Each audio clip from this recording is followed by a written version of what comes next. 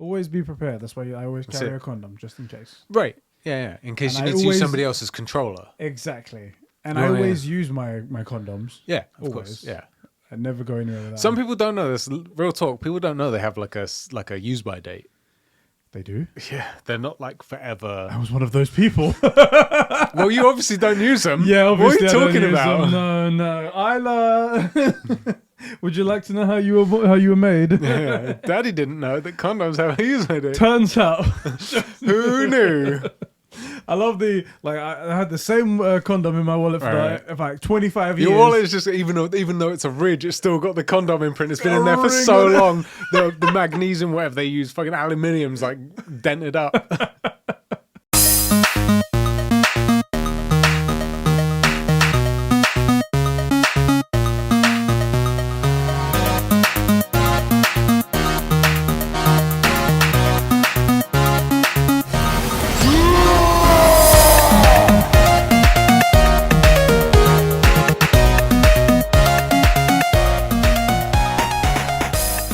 What's happening, everybody, and welcome back to the True Gamer Podcast, the podcast hosted by two gamers for you, the true gamers. I'm one of your hosts, Eddie, along with my bro, the inverted gamer himself, Sheps. How's it going, bro? It's going good. Yeah, you feeling good today? You feeling the gamer energy? I'm feeling the gamer energy. We have a lot of news to talk about today, I hear. So much. It's like packed. any other day, these would be like, you know how I like to bring out the topic of the show? Yeah. Any other day, this would be individual topics of the show. There's four things to talk about. Massive. And, we were hit up with a topic. I was hit up on a stream last night, twitch.tv/conversations, with a really good question from Diogo Bro, who will be using that in the next one because there's too much for this one. Yeah, and that's a meaty one as well that I'd like to give its own time. So, We were just chatting about it and we were like, we should stop talking about this. This is half of the podcast. Yeah, this is just in the car, just on the way. We're like, okay, we've talked for 20 minutes. Yeah, we should maybe hold on to this stuff. Turn it back. We don't, as the Joker says, if you're good at something, don't do it for free. Right, exactly. Do it here on YouTube where it's free.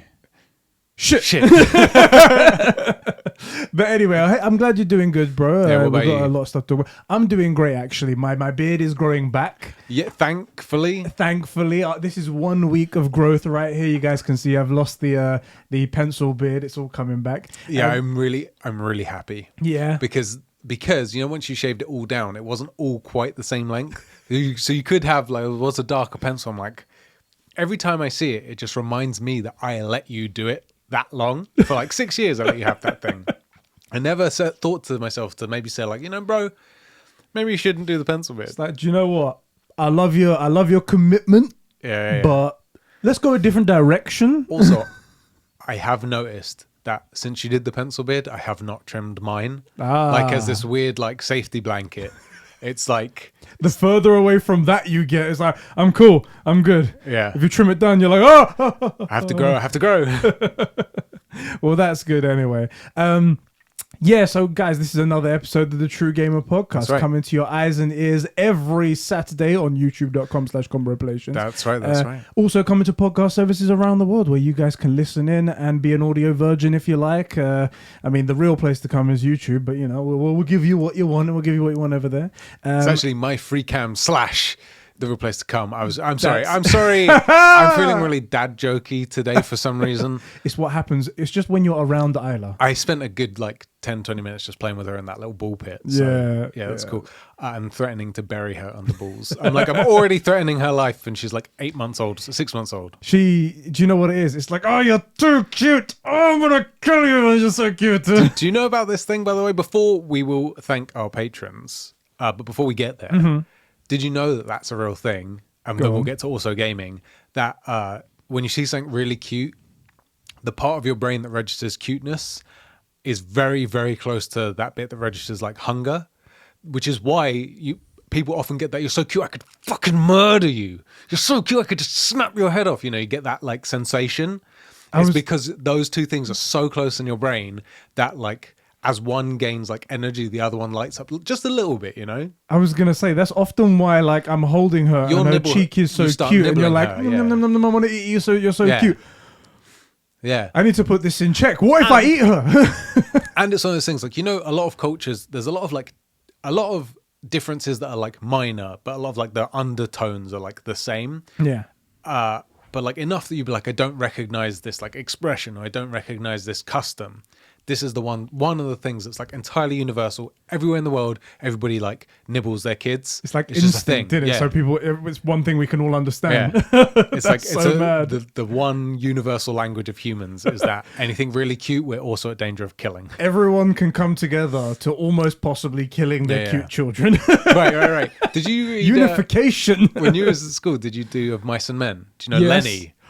That's all it is. Yeah. You're so cute. Oh god, that's very true. Anyway, right this there. actually is a gaming podcast. We do have gaming Apparently. content. And it's brought to you by our incredible patrons. Over on patreon.com/conversations. Who do we have to thank? We have Diogo Dildo, Isak the Ultimate Cumsock, Carol Torivia, aka Catsper the Friendly Patron, Record Friction, Dan, The Man, Jeremy Renner, that's right, an official Avenger, Marty Scorsese's Master H. Barts 12, the Midget Aloy from Smallville Sabine, the former freeloader Christian, Master Chief himself, Albus Corey, Super Sus Ben Fryer, who is a clone of Eddie, the Star Wars Encyclopedia, Adam Sundling, Raj Vanderlin, he's got a plan, guys, you gotta follow him on just one last job, and the filthy FIFA fanatic Joe McCormack. Thank you, bro, so much for keeping the lights and mics on and the gaming going here at Conversations.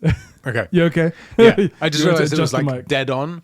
And we found for some reason that like just a slight angle is really good for the Yeah, mic. just to get rid of the popping sounds. the thing that I just did right now and yeah, blew people's ears out. straight into their ears. Exactly. Yeah.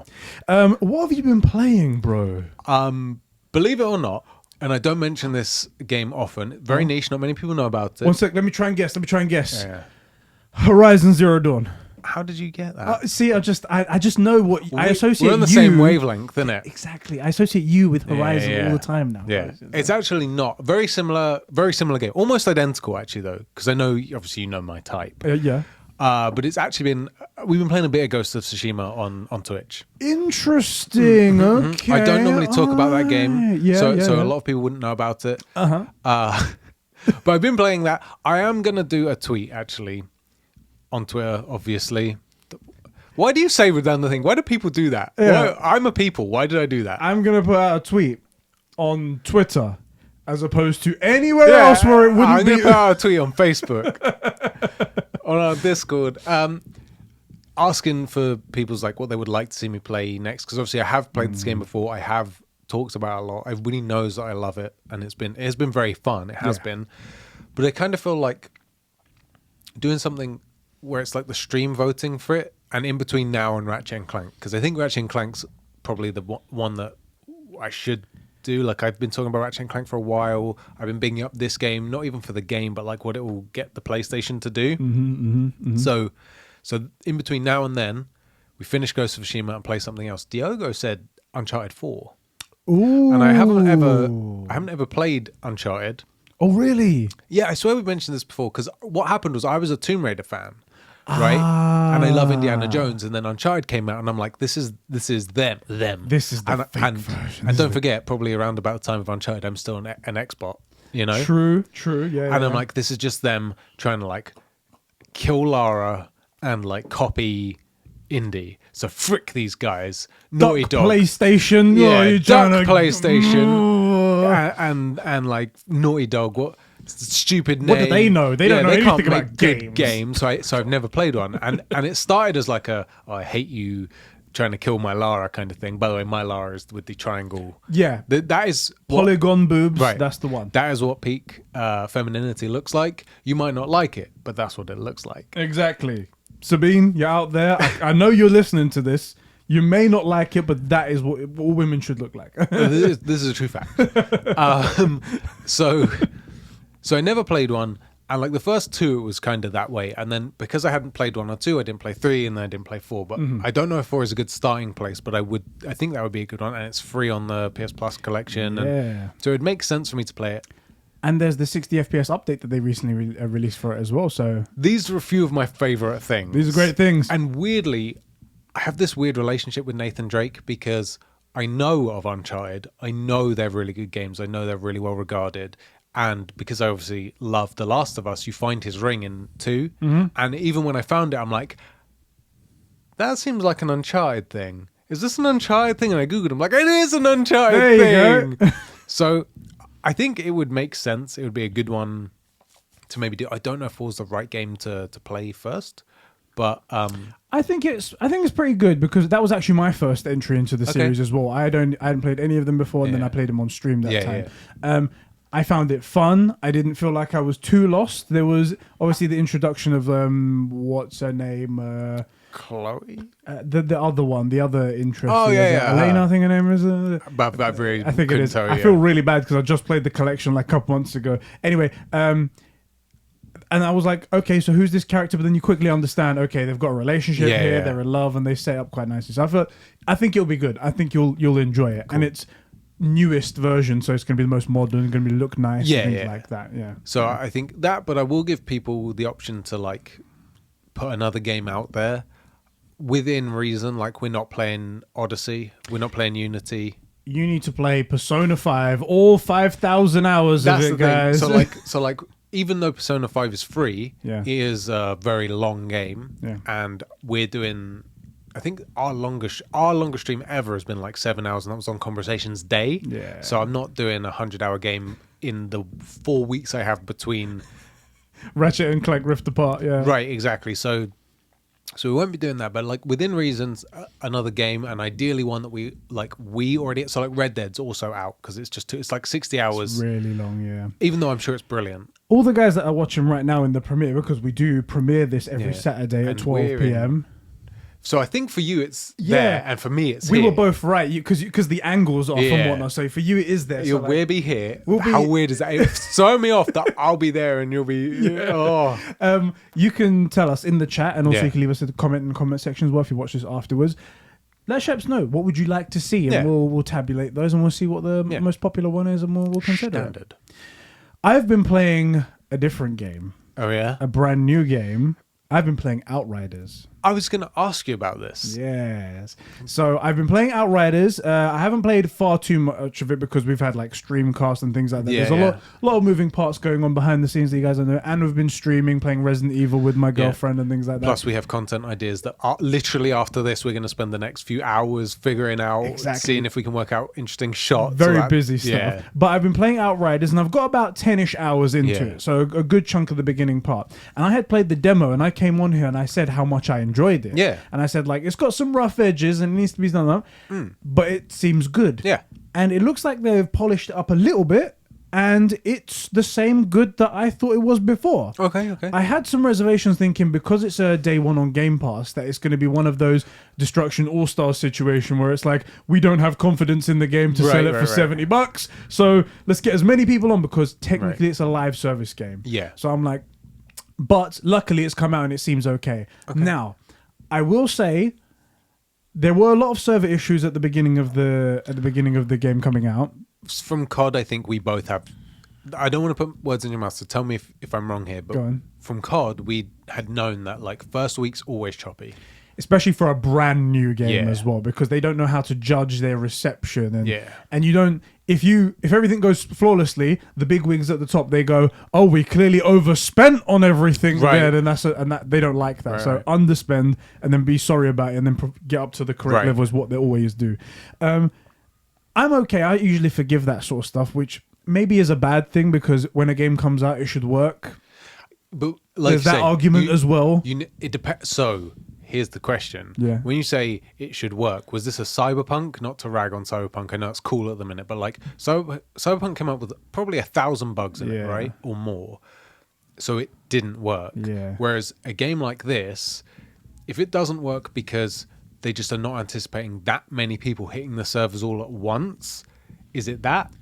Or the other one? It's almost both. Okay. It's strange because it's not how. I'll have to explain it because people can't play the game unless they're connected to the server. Right. It's an online game. However, it doesn't seem like it needed to be an online game. Right. Because when you sign into the thing, it authenticates almost like it's authenticating that you purchased the game. Yeah. And then it immediately chucks you into the map and you can play the game. There's no loading into the area, connecting to the server, pinging back and forth to a hub world or something like that. It's just you go in and it's like, so you could have done an offline version of this and it would be fine. Same as Destiny though. Yeah, well, Destiny is true, but Destiny is very much more cooperative. Yes. You can play a cooperative version of this, which is why it's a live service thing, but you can totally play this by yourself as well. And I'm like, at least give me an option. There should have been like an authenticate once in the day until the application is turned off, and then it should be fine. Now, is it digital only? Like, did they print any discs at all? They did. Okay, so then in that case, I say you should have an offline mode, right? Exactly, right? And that's the DRM essentially, like the disc being in the thing. However, with the I didn't get any of the server issues. Okay, I was lucky. I don't know how that happened. And you were that way with Jedi Fallen Order as well. Exactly. Like I had 1 or 2 bugs, nothing game breaking. And people were like, you had a bad copy, and I'm like, no, I had Ed's copy, and it ran flawless for him. We used the same copy. It's just the Sheps luck. He just touches something, and I got that. Withers away. I got that Midas touch. Anything I touched into lead. And because I didn't have those issues, I was like, oh, this is great and what I'm enjoying myself. Yeah. However, the reviews for them have not been so favorable. Okay. It's like low 7s and stuff like that people have been putting out. Users or critics? Because you know how I feel about critics and journalists. Yeah, it's this one's a bit of a tough one to get, because the critics are putting it around 7 and whatnot. I'm saying whatnot, just so you know, Joe. But the users, they give it like a 0 when they can't connect because of the server issue. Right, yeah. But the server issues have been solved now, and those zeros are still there. Yeah. And it's like, that doesn't accurately reflect things. Right. Whereas if the game come out and the story was shit and they put a 0, then it's like, okay, that's not something they're going to fix. Right. And maybe it was just shit because it was shit. What are your impressions of it? I'm really enjoying it. Okay. Now, I've been playing as the Trickster, which is one of the couple classes you can get, 4 classes there, where you essentially bend time and space to do a bunch of things. Sounds awesome. There's a bubble that you can create where everything slows down within the bubble. Right. So if you combine it with this other feature where you tap the R1 button and you teleport behind the people. Oh, so they're in slow-mo. And then you pop the bubble. They don't even have enough time to turn around before you just ga. It's really cool. This sounds like it could be great for PvP. Exactly. Is there any PvP in it? There is. I don't think there's PvP. I think it's PvE only, and you get to run those missions with other people. Right. And there is another feature as well. There's lots of abilities for each one of the classes. At the beginning, all I've got is these couple ones. There's one where you do almost like a melee attack, and the people within, like, say, 5 meters of you, they all slowly, like from the waist upwards, disintegrate in blue matter. Sick. And you see their skeletons, and it's like, and then they just disappear from existence. And I'm like, this is cool. That is one of the coolest ways to murder somebody. Faux show. It's very much like, it reminded me of Watchmen. You know, the blue guy? As if he's like disintegrating something into man. Dr. Manhattan, Yeah, very, very cool. Yeah. I like the aesthetic, except for the colors of the world. It's very brown. Right. Everything's just what color palette should we use for this? Oh, do a Black Ops 1. Yes. We'll just use brown for everything, okay, guys? Everything. We've got a grey brown, a brown grey, a grey grey, a brown brown, green brown, green grey. These are all greyish green brown. These are all the colors that we need. Have you heard of any other colors? Nope, we haven't heard anything. What's a color wheel? No, don't know about that. Wheel? What's that all about? Those are just the server stuff, and there hasn't been many bugs that I've had personally. Again, I've been very lucky. I am playing it on a PS5 controller. Okay. I'm playing it on a PS5 controller. Nothing else to add to that. Just, so that's where I'm playing it, in case you guys are wondering why my performance may be so good. I'm playing on a PS5 controller. On a PS5 controller. Exactly. But... And there is one other thing as well that, again, I'm different on. People are saying that the story is kind of meh. So far, in my early, 10 hours of the game, I'm really intrigued by it. Because there's, this whole other world that you go to try and escape from the destruction of Earth. Okay. And there's these solar winds almost that change the biology of things and change physics and stuff like that. Sounds cool. And what's really intriguing as well is that apparently they sent out probes to this planet, and there wasn't any problems with the planet when they sent the probes out. But then in the 67 years that it took them to get there in cryo sleep, something must have happened, because now it's just a shit show, and it seems cool. Cool. I'm going to continue playing it because it does seem that good to me. And I'm really loving it. I have to say. I have one question for you. Go ahead. Because my pinch of salt with anything like this that you play is that you gave Anthem by far, like, way more of a fair shake than it ever deserved. I think you might have been the last guy on the server, you know? So in your best experiences of Anthem and the earliest moments when we didn't know what other fucking dumpster fire it was going to become. Yeah.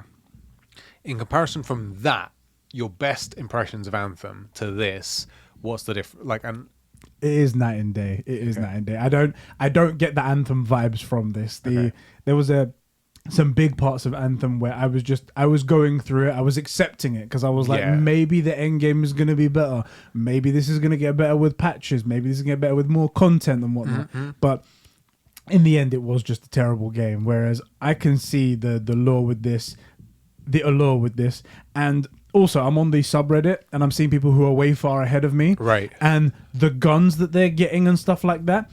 So, you know, in Destiny, you get different loot drops. Yeah. And you get different types of guns. Yeah. Destiny have always had fantastic looking weapons. Yeah. But these guns, they look like they've taken an assault rifle and then they've put like elephant tusks on it and it shoots fire. And I was like, oh, this is also fucking awesome. So that's cool. When I get to that point, hopefully there'll be the amount of content that I'm enjoying now plus more. Hopefully, because the end game is really what it's all about. And then I'll be able to say for sure, this is nothing like Anthem was. Because that was the main problem with Anthem. So little content in it. So where's the rub? Is it heavy on microtransactions? It doesn't have any microtransactions. But what was the price of it? Well, I think it was like $60 or something like that. Normal standard price. Okay. It's sounding good, right? It's sounding great. Yeah. I'd almost feel better if you were like, the story is a bit weak. Yeah. Because if the story is like even okay and the rest of this is true, maybe. Yeah. And I haven't played it with friends yet. That's the one thing that I want to play because I don't have friends. Oh, we're going to make the same joke. Here we go. Yeah, I don't have any friends, so that's how it's going to work. But I suspect it just gets even more fun with friends. I can't wait to see where this game's going to go. I did ask some people for their impressions on this one, and I think Dan was the only one out of our guys who has actually played it and wants to give his thoughts on it. Dan, who's bought 3 Xboxes. Yes, he messaged me this generation with his Xbox Series S that he bought as well. Yeah, he left my stream. He was like, "Right, I gotta go get another Series S," and I was like, "Another Series S? Did the other one break?" He's like, "No." Just getting another one. Just need to buy another one, guys. There's a space in my entertainment center. Also, and this is a real question, which it didn't occur to me at the time, getting a hold of these consoles is not the easiest thing right now. How's he managed to get so many? Because I think he's got 2 PS5s somehow. That's the thing. Like, you guys make fun of me for watching Justice League so many times, but that's so easily accessible, and I can watch that any moment that I want, just at a tap of a button. Yeah. He needs to actively be online hitting refresh, and somehow he's doing it. Anyway, Dan writes into our Discord server just like you guys can by clicking the link in the description. And he says, I've played Outriders for 15 plus hours now. Please tell me there's a story there, but I honestly skip all the cutscenes.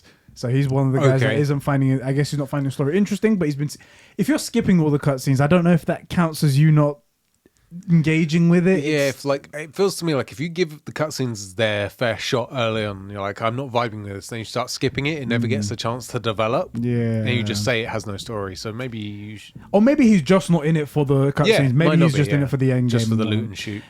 People tell me there are ways to farm this and farm that, and I just keep continuing playing the side quests. Here and there, because the XP or the main missions, because you have to progress to unlock to different areas. There are some fights that are really difficult, and others that you can breeze through. I played against a giant spider. That would be your favorite thing. I was like, why does every game have to do this? Why spiders? Don't do this to me. Other ones you can breeze through. The game does a lot of good things. Does a lot of good things regardless if you are a solo or playing with friends. I've done both. With friends is more fun, obviously. Yeah. The issues the game has are what many games have.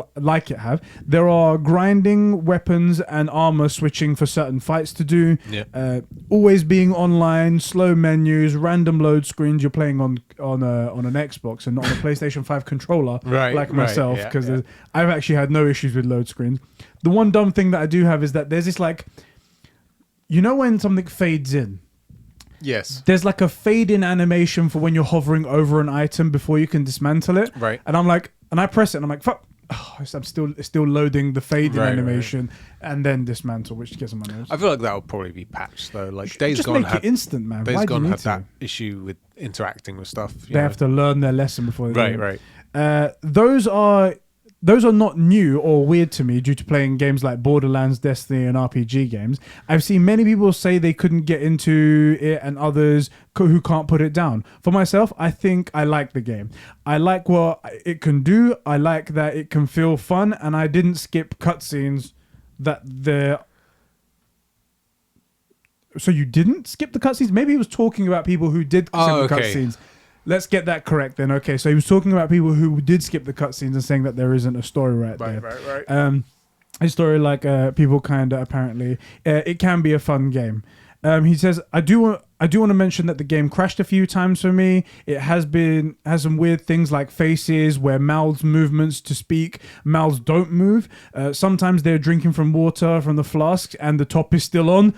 Unplayable. Right. Cyberpunk comes to mind, he says. Yeah, I was just about to say I can think of a lot of stuff like this. It does go with the motto I've always believed, and it's not the stupid. It's not the stupid, a rushed game. There's a few words in here that shouldn't be here.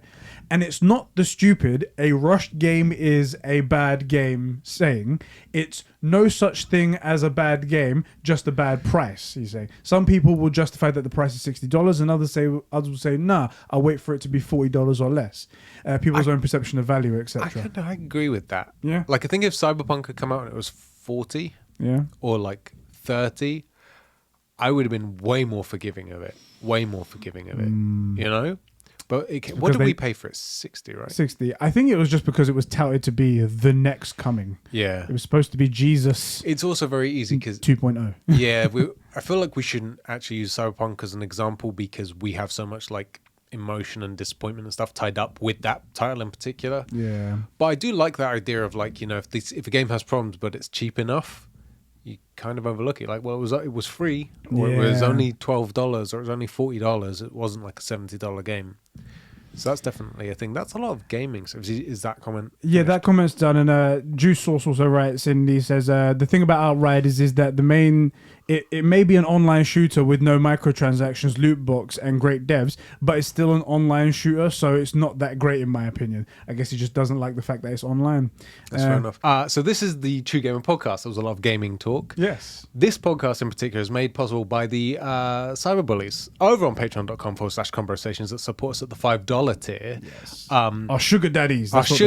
Yes. So Daddy. We have decided, sugar daddies, we've decided that anybody that supports us, so Twitch subscribers as well, yes, will get access to the Patreon-only Discord room that we have on Discord. So that's our exclusive place where we get real dirty. That's what you think we're dirty on YouTube. No.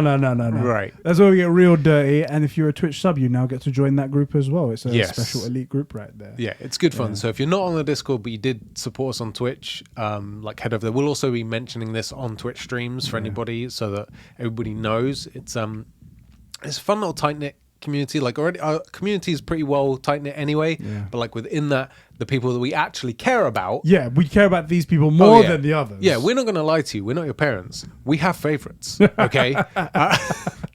The funny thing is, the higher up on the Patreon you get, just the worse we treat you. Yeah, it's you'd think it'd be like it's a very abusive relationship. Now they'll notice me, and now they'll be nice to me. Nah, like we will notice you. But it's to call you out, Chris, you audio virgin. Fucking audio virgin. Joe, you filthy FIFA fanatic. Filthy, absolutely filthy. So, if you're a Twitch subscriber, they're subs, isn't it? Yeah, if you're a Twitch guy, Patreon. No, Discord, just the Discord, just the link. My suit came out. My inner suit was like patreon.com/conversation. Bring them to Patreon as well. Right, you need to donate more.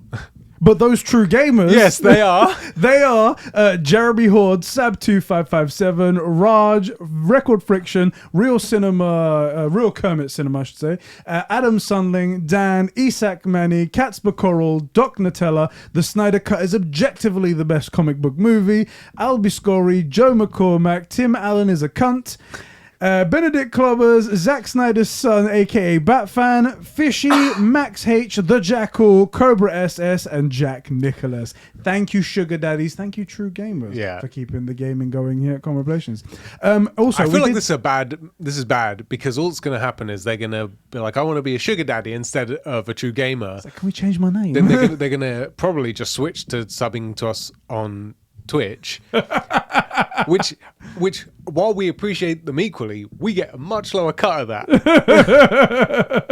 So if you want to be a real sugar daddy, you have to go to Patreon. That's where you really. That's right.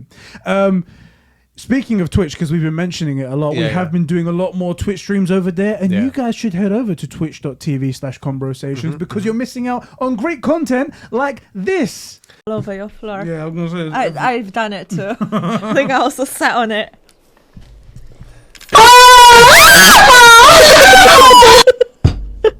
Jesus Christ. Okay. Oh my fucking God! Did you spit? I hope you remember that. You're not. You're gonna forget. What's the time? 33 minutes. So I might forget. You never know. This could be atrocious. Wow, how awesome that was! Because we'll come back from that clip right there. Yeah. Wow. You guys are missing out on that. You're missing out on that. Damn. Because the thing is, I don't edit in footage, so I don't know what the format for that is. So I don't know if it was like this and then it's a cut and it was cutting to that. So like that's what I was thinking. Yeah. We'll freeze and it will play. Is that what Okay, cool. Anyway, I've completely lost track of what I was going to say. Oh no, sorry. It's gone. It's cool. Sorry. It's cool. Okay. All right, guys. Well, let's get into the True Gamer podcast, the podcast that you actually came to listen to here today. Today's topics. I remembered. Okay. Get all right. fricked. Forget what we're saying. Forget that. We're not going to do the podcast. Twitch has this great culture of clipping, especially the most embarrassing moments. Oh yes. Like forgetting a very basic word, like how to if someone's gets there before something. I don't know what you're talking about now. Right. Well, I don't know what that word is, to be fair. Yeah, exactly. But so there's this great culture on Twitch to clip like funny bits or embarrassing bits. And I want to encourage you guys, your favorite bits from any of the podcasts, any of the shows, any of the streams, to clip them or timestamp them and send them to us because we're going to start either uploading them as highlights on the channel or maybe sticking them on Instagram or other places. So it would really help us as well as being an extra way for you to like just rub salt in the wound, you know. So there we go. That was the thing. Yeah, and if you can, if you're on Discord as well, you can post it in the Best of Conversations clips channel. If not, DM us, whatever you want. We'll just get it to us some way, and it'll be great. So yes, the True Gamer podcast. Yeah, we're only half an hour in. Only half an hour in. It's fine. I feel like we've spoken about at least one game. It's fine. Yeah, it was true. We did actually. We did. Yeah, so we're good. We're good right there. Today's topics include how MLB The Show, a previously PlayStation exclusive game, is now on Xbox for the first time. Okay. And a Game Pass Day 1 game. Interesting. Marvel's Avengers is coming to PlayStation now. Yay! The next Kojima game possibly being an Xbox exclusive. Ooh.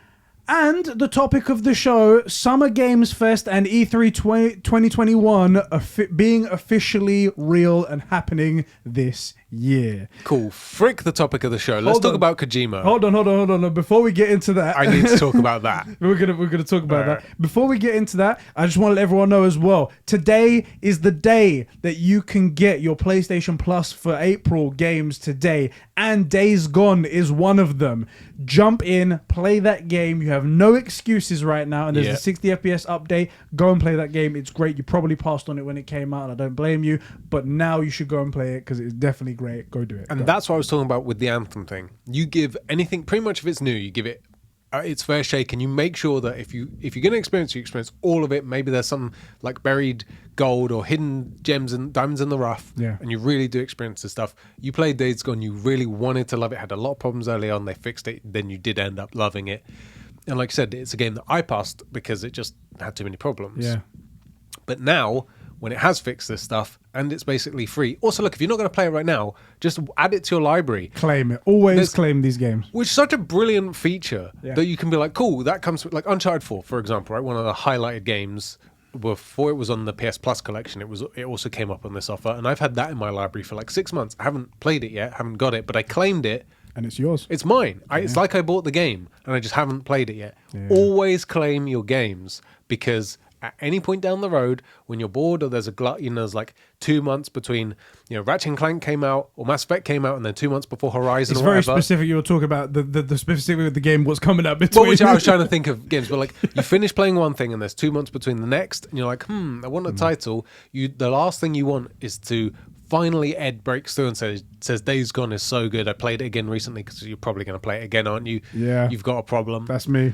And you're like, yeah, that does sound good. Oh, but then you have to pay for, like, claim it. Just always claim the games. You definitely should.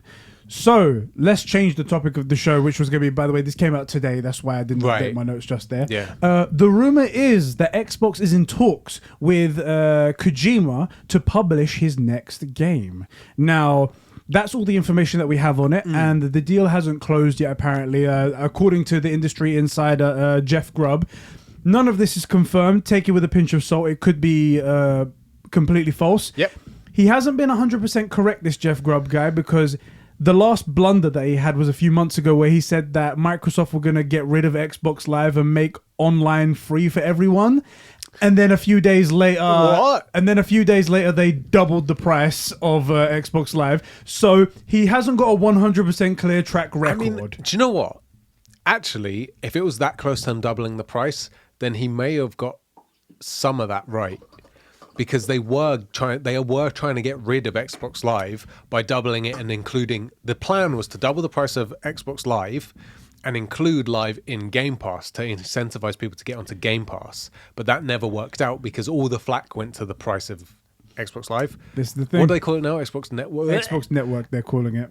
Oh, so Stupid. iconic. So stupid. Anyway, his track record isn't 100%, so just take everything we're saying with a pinch of salt right now. This is just a rumor. But Kojima was brought on after the famous breakup between Konami, and PlayStation helped fund him get his studio off the ground, and in return they gave him Death Stranding as the first exclusive game, made it exclusive to PlayStation, and then it came to PC 2 years later or something like that. I enjoyed that game a lot. I am a big fan of Kojima, so I like everything that he's going to put out, and I will always try whatever he puts out because I like the way his mind works. You also have an Xbox One. The thing is, even if it was to come out on the next gen console, even if it was to be an Xbox, these all theories and whatnot, I probably would go get an Xbox Series X or something like that just to play his game because it is. Right, I'm a big fan of Kojima, him. And I'll get by default, I'll get to play all the other games that maybe will come out on it. But still, my main console would be PlayStation. I'm just getting it to be able to experience that. But how do you feel about this possible rumor, and do you think there's any legs to it? So. This is going to ruffle some jimmies. Go on. I think it's a great move. Ooh, I think it's a really good move by Xbox. If they really can convince them to do it, get the deal right, there may actually finally be an Xbox exclusive worth playing. Which I haven't played Medium. That was something I was kind of keen to learn more about. I wasn't going to buy an Xbox for it, but games like that and Scorn and stuff like that seem to be Xbox exclusives, they seem to have come out and just not been all of that. And if you want all of that, Kojima's your guy, innit? Yeah. So I think this could be a really strong move, and I actually really hope they can get that deal made so that finally there can be something on Xbox that makes us go, shit, I need an Xbox. And then also because if it was just the one game and it was good, I might be like, Ed, can I borrow your Xbox? Yeah. But knowing that Fable's coming in the next 3 years, like I might suddenly start to price out like a Series S. I probably wouldn't be. I don't care enough to get an X right now. I'm very stupid like that. I need the top You would need the yeah. X. But like I would love a world where I get the X, and by the time Fable is around the corner, I'm thinking like I've got the Kojima game, another couple exclusives are coming out or have come out, and Fable's coming out. I'm going to upgrade to the X. I'd love that to be a reality. So I really hope this is true. There is a little bit of me that thinks this. If he were to accept the deal, it kind of feels like me being someone that backs Sony, because I am a Sony pony. Kind of feels like we're getting done dirty a bit because it was PlayStation that set up his studio, but PlayStation helped him set up a studio, not a PlayStation studio. So he's totally free to do his own business. That's the truth. That's the truth of it, Right. yeah. So it kind of feels like your ex is seeing your friends, Yeah. you know? But it would be a great move. It really would. And it's Kojima. Like, he's never gonna not make a game for PlayStation, is he? You know? Yeah, that's the thing. When we heard about the deal, first of all, between Kojima and whatnot, it was very open. It was like PlayStation have helped fund him open up his studio and get back on his feet, and in return, the first game is going to be exclusive. And then after that, all bets are off. Yeah, and I totally agree. That's completely fine. We was like, no problem whatsoever. We did just automatically think, okay, everyone then can enjoy his media and everything like that. No restrictions whatsoever. Xbox coming in. While it isn't great for everybody, because then not everybody gets to enjoy the fruits of his labor. I don't agree. I totally disagree with that point. Hold on, let me finish off. While it is not great for everybody who's not going to get to enjoy all of the, like, PlayStation fans aren't going to get to enjoy it if it turns out to be exclusive. Yeah. End of the day, it's up to Kojima whether or not he wants to accept the deal, whether or not, because he's got no commitments at all to anybody. He can do whatever he pleases. And like you said, and like I said at the beginning of this, I think that this would be something enough to bring me over, and I have enough faith. Now, I will say one thing. Actually, do you want to say your point before I make my point? Okay. I think that if Kojima was the guy that each side was one of the guys, that this could potentially start a culture of Xbox and Sony bidding for these companies, these dev houses with incredible talents to make first-party exclusives, which would mean that they are now competing against each other for the next big contract, and that would push gaming to new heights. I think, seriously, that having Kojima being like, okay, we did a contract with Xbox, I've got this title, who wants it, could really, really help us overall. Because look, although we're Sony ponies in a sense, like, I don't care about if we're playing on Xbox. I want a game to be good. I want good games. If it turns out that this generation or next generation, all the good games are on the Xbox, I'll flip. Listen, I'm a filthy slut. I'm a gaming slut. You're not fooling Dan, okay? You're not fooling Dan. He knows truly where your heart lies, okay? He's right there. He's like, nah, Sheps, I'm not believing you. I'm not believing you right now. I will say, and Dan, you sussed me out. It will kind of be like getting back together with my ex. Yeah. Because I feel like the Xbox, up to the 360 was such a masterpiece. See, even with its reliability issues, I went through 3 of them, but I bought 3 of them, right? Like there's you had to buy 3, but no, I wanted another one, you know? Yeah. But then I kind of feel let down on the gaming and stuff. But look, if all the good games end up being on Xbox, well, actually, that won't be the case, because it will mean all the good. We just have more good games, because there's so much on Sony. That's what good games is good for gamers. I don't care where they go. Exactly. As long as they're on, gaming, as long as consoles. they're accessible, as long as you have the opportunity to get them, right? That's what you want. And you wouldn't want to play it on an XL machine. No. You play on a PS5 controller. That's what you play on. Exactly. That's what you play on, guys. That's another thing as well. Actually, I just thought about it, that if Microsoft do get the exclusive with their whole Play Anywhere initiative, that they have to put their games everywhere, so they have no exclusive for one console. Yeah. I could theoretically play the next game on the PC that the guys bought us. I mean, the PlayStation 5 controller. The PlayStation 5 controller that the guys made sure we had. Exactly. And it's definitely exactly the same thing. Exactly. I think this is really good for them. If this is true, and if they can get this deal, that'll be great. There was a rumor going around, so let me just pull this up right here. So PlayStation yesterday announced a game called Abandoned, and it's a realistic survival horror game, and it showed a little gif of a guy walking with a gun through a forest. It looked very scary. The big thing about it is that it was going to fully utilize the PlayStation 5. It was going to fully utilize the DualSense controller haptic feedbacks and stuff like that. And it was going to fully utilize 3D audio. And when you put the words 3D audio, DualSense functions, and survival horror in the same sentence, that makes me pre-shit my pants.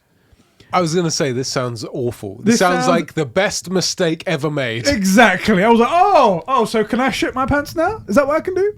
And then some people started to speculate. Could this be a PT situation? No.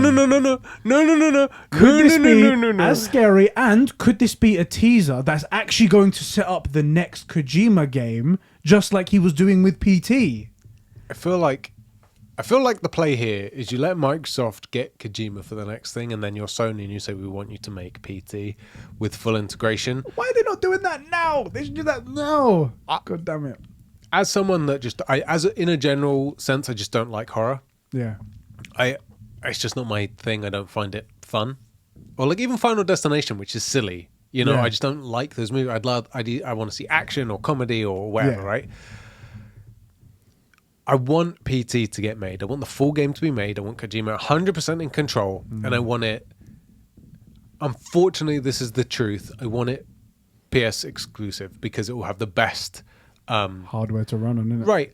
Or not even like... It would have the most immersive hardware. Right. Because like I feel like in general, controller is more immersive than keyboard and mouse. With the dual sense, insane. Yeah. The 3D audio, like... Let's do that. Yeah. So, for the record, I'm fully in support of that. If that game comes anywhere near my house, I'm burning it and you. But I'm not letting that anywhere near me. But I think it should be made for like the health of the community, right? For gaming in general, an utter masterpiece should be made. Yeah. But if it... I'll slap a bitch. You know, like it's so not my thing. I'm pro this thing's existence, but you fucking come near me. I feel like you're dead. I feel like years ago we played the demo and I like jumped out of the chair. Like I literally fell over. It was bad. It was bad. It's not my thing at all, but it should be made. It really should. And the best way to play it would be with the DualSense with 3D audio. You know, that should be the way to do it. This is nightmare fuel. I don't want to hear about these kind of games getting made. Well, it's going to get made, and me and Adrian have been playing scary games like Resident Evil, so maybe we'll dabble in this. But anyway, playing is strong. I've seen the streams. Yeah, it's been playing. So going through the game, that's what we've done. But people thought that this could be a PT situation, could be teasing his next game. It turns out that it's not. It's definitely not going to be anything like that. And Jeff Grubb then tweeted out saying, because... As I was going to bring up today, is that Hideo Kojima is now in talks with Xbox to publish the next game. Right. And that's how the whole thing got started. And that's also why, I don't know if you guys remember, there was a live stream where Phil Spencer was talking and there was like shelves in the background. And he was saying we're pro-consumer for the gamers, by gamers, as he always does. Yeah. And there was the mascot for Kojima Productions. Yeah. That really futuristic astronaut thing. Mm-hmm. There was a little figure of one of those on his shelf. Right. And people assumed from then, the next game is exclusively the thing. Couldn't just be that he's a fan of Kojima. Yeah, exactly. There was also a Nintendo Switch on there. People were like, Xbox is buying Nintendo, and it's like, wait, what? No one said that. Hold on. They might have been saying as a joke. Overspending on Bethesda is one thing, but nah.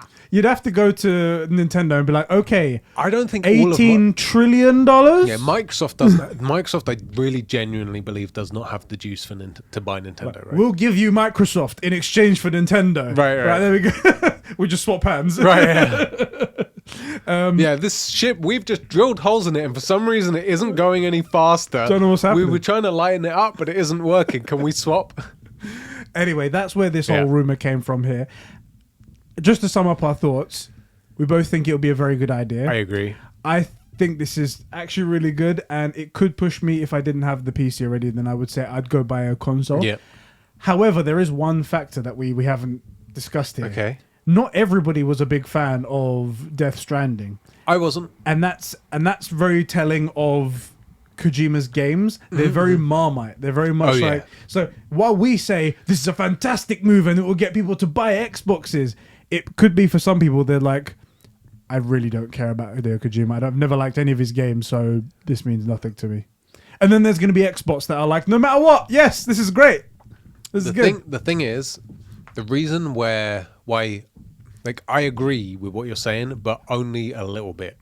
Because Xbox's whole pitch has been, if you have an Xbox, whether it's the last generation or current, so like XS1, any of that, they'll play the same stuff. It's all backwards compatible, forward compatible, all of that, right? Yeah. Which means that they do have a very large player base who are starved for exclusives, who know that Kojima has these games that are continually talked about. They know this guy from PT, they know him from Death Stranding, and at the end of the day, polarizing is kind of good. You know, if half the people love it and half the people hate it, but that full solid half is starved for games. Yeah. So I although I agree it's a Marmite, he makes Marmite games. And Death Stranding was like Marmite that I wanted to eat but just felt sick or something. Like I couldn't eat it because I just couldn't stomach it, but I wanted to. It's like if you weren't part of that conversation, if you didn't at least dip your toe in or at least have a look, peek around the corner and be like, what's going on over here? Then you felt like you missed out. So much of it is right. Like Norman Reedus is incredible in it. It's gorgeous. It had the really, really interesting like concept and story. Completely unique as well. Very unique. Like the whole like to it. running. I know it sounds dumb, like it was a walking simulator, but I actually really enjoyed the walking with like the custom score that went with it in certain areas. Yeah. There was a lot to it. It just never spoke to me. You know, not enough for me to get further into the story. I also felt like I didn't understand fighting the BTs, whatever they're called. I didn't get it. You get it towards the end. Obviously, you have to play through all of the game in order to get it. Like they make grenades from your special, and they make grenades from your like body fluids, and like the blood one, it just works, but the other two, like they didn't seem to do anything. I couldn't figure that out. I couldn't figure out the weapons. Ammo was from scarce. your piss and from your bathwater, right? But why? Right, but also they didn't seem to do anything as far as I could tell, and it meant that I was in this stealth game, and I'm not really a stealth guy. Even though, like for example, I'm playing Ghost of Tsushima. It's about a samurai becoming a ninja. I'll go through to a couple of assassinations and I'm like, right, the rest of you 15 line up. Let's do this. I've got a heavenly strike with your name on it. Right. So it wasn't for me, but that doesn't change the fact that I do think it was kind of a masterpiece. Yeah. Like the score was incredible, the way it looks. Like I did not know that game wasn't 60 FPS. That's another thing that people just gloss over. There's only 3 games that I've ever not known. Like while I was playing it, I had no idea that Ghost of Tsushima, Last of Us 2, and what are we talking about? Death Stranding. Those 3 games. It never occurred to me to check. I just assumed that we were playing 60 FPS, and I had said, because this is why I kept saying how incredible it runs on the PS4, because I'm like, how have they made my day one PS4 do this game so smoothly at 60 FPS? It should be taken off, but it wasn't. Just some next technology of like frame blending or something like that it felt so fluid and great. It felt so smooth, so incredible. My real point here is to say that even though he does make Marmite games, even people like me who didn't like the game will say like, this is a masterpiece. We need more of these kind of games. And I do think we need more games that Kojima makes and similar stuff to compete with him. Especially in a sea of first-person shooters, in a sea of battle royales, and a sea of football games and stuff like that. Joe will just constantly talk about and whatnot. So we need something that's a bit different and a bit more shakes up the system and the formula. Anyway, that's really interesting. You'll hear more about that if anything develops on this show. So tune in again whenever you guys are in the area. In fact, you should be subscribed anyway. So fingers crossed it's good news, because look, this is the thing, isn't it? We said that a strong Xbox means PlayStation can't ever rest, right? And even if it's not so much Xbox, if PlayStation is having to worry about them poaching him for each upcoming project, and then the next one, like I forget her name, the Japanese girl that I've forgotten her name as well, but the Tokyo Ghostwire person. Yeah, like she's set up a studio now. Fingers crossed, Amy Hennig will soon. Like, please, Amy, seriously, what you're missing out? Please, but we want you. Like, if suddenly Sony's starting to worry that like these guys are gonna continually be on like rolling contracts, like, okay, you finish this title, we want you to do another one. We want you to do another one with Xbox. Even though the games aren't coming from Xbox, they're coming on the Xbox side of things, and it means they have to up their game. So like, we want the competition's great. This could be a really strong way to get that competition sparked back up. Yeah. So, and out of the blue as well, I didn't think that. Like we'd said, like what are the chances Xbox are going to make a little dev house that will make Xbox exclusives? Pretty slim. Suddenly, now it's on the cards. It's not an Xbox house, but it's a house that will make exclusives for Xbox. Yeah, man. It could be good. Could be really good. I'm excited for that. I'm really excited. I can't wait to hear more about that and see what happens. Our next topic. Yes. E3 2021 is happening, guys. Yeah. And this information comes to us from Nibel on Twitter. Probably a lot of us follow this guy. Yeah. It Great says source. See, this is someone you can trust. this one, especially because, like, don't get me wrong, he gets stuff wrong every now and again as well. Like, he also said... I didn't say he'd get everything right. I said you could trust him. Exactly. He came out and he said that apparently he had heard that E3 are going to be charging for people to go watch the digital event they're going to be doing. Turned out that was completely false. Apparently they're not going to charge anything. But I guess it was on the cards and he maybe heard that it was on the cards and that's why he reported on it. There's plenty of digital events that do charge. Exactly. So it could have been something they were talking about. I definitely was something they were thinking about. For sure. E3 will be a digital event this year and will be backed by Nintendo, Xbox, Capcom, Ubisoft, Take-Two, WB, and Koch Media. I think it's Coke Media. I think it's Coke. Yeah, Coke Media. Sony, EA, and others will apparently not participate. Okay. Now, a lot of people are so strange. Maybe the 1 year gap was enough to make people just go, oh, that I can't believe it. I've forgotten everything that happened before. Yeah. But PlayStation weren't at these events for a good number of years now. They pulled up, their first one they pulled out was 2019, correct? I think it was 2018. 28. Oh, no. No, yeah, because we saw God of War at E3, didn't we? But we saw it 2016 for that one. Oh, yeah, that's true. God of War came out in 2018. That's right. So, Sony pulls out of E3. Pulls out of your missus. So, weirdly, I think now might... 2018 was the last time they were in, yeah. I think now actually might be a good time for them to have been at this one. You think so? Yeah, for two reasons. One, because obviously we're all starved for stuff and everybody's keen to see E3 come back. And also it means that next year when E3 is back to being in person in 2022, they can pull out of that one and get the excitement back up again. Like, why did they pull out? Right. You got to kind of play to your strengths or play to the strengths. So... Then again, though, like it's not like they've put us foot wrong, have they? Yeah, that's the only one thing that criticism that I would say about PlayStation's like events that they've been doing and whatnot is that they're just so random. Like you never know when the next one is gonna be. One day they'll do like 3 months in a row where they'll do a show, and then they'll go 9 months without one, and then they'll come back and they'll do a little indie showcase, and then they'll do a big PlayStation showcase, and you never know what's coming. You never know when it's coming. It's and you never fully prep for what it is that when they do announce they're doing something, you don't actually know what it is. Is it a technical deep dive? And people go expecting to hear gaming stuff. When we hear deep dive, we know what we're expecting. But then they did that one showcasing all the, like you said, all the little indie titles that were exclusive. I think they were exclusives, right? Yeah. We thought, because they never made it clear, that it would be about PlayStation exclusive games. So we were expecting PS5 games coming out. We were expecting Horizon. We were expecting some stuff from God of War, but it was about indie stuff, and they never really made it clear. So we don't ever really know what we're getting when Sony does stuff. Exactly. So E3 2021 is taking place between June 12th and June 15th. Okay. Online only, and the ESA, Entertainment Services, those guys in the suits, is working with the media to amplify and to make the content available for everyone for free. According to GameIndustry.biz, there might be a media-only event as well going on, using all kinds of streaming technology, so they can then play the games as well. That's going on right now. One of the reasons, if this is still true, that they are cool with making it free, because don't the companies still have to pay their ridiculous fees to get in?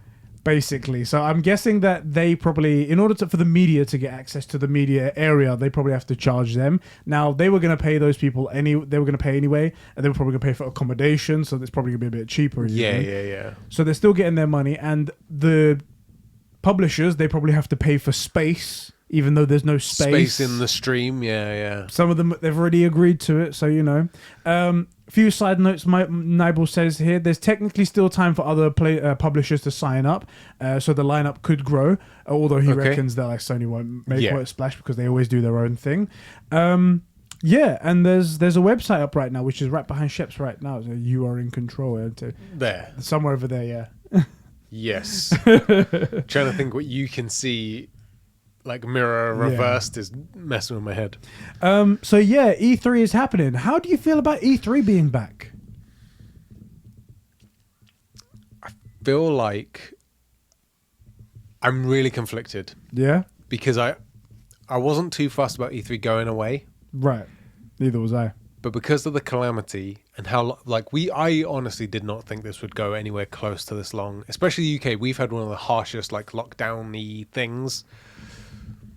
That I just want to see people gathered in places again. To celebrate games again, right? Yeah, so I want it to be in person, and I'm a little bit jaded by Summer Game Fest, which was not done very well the first time.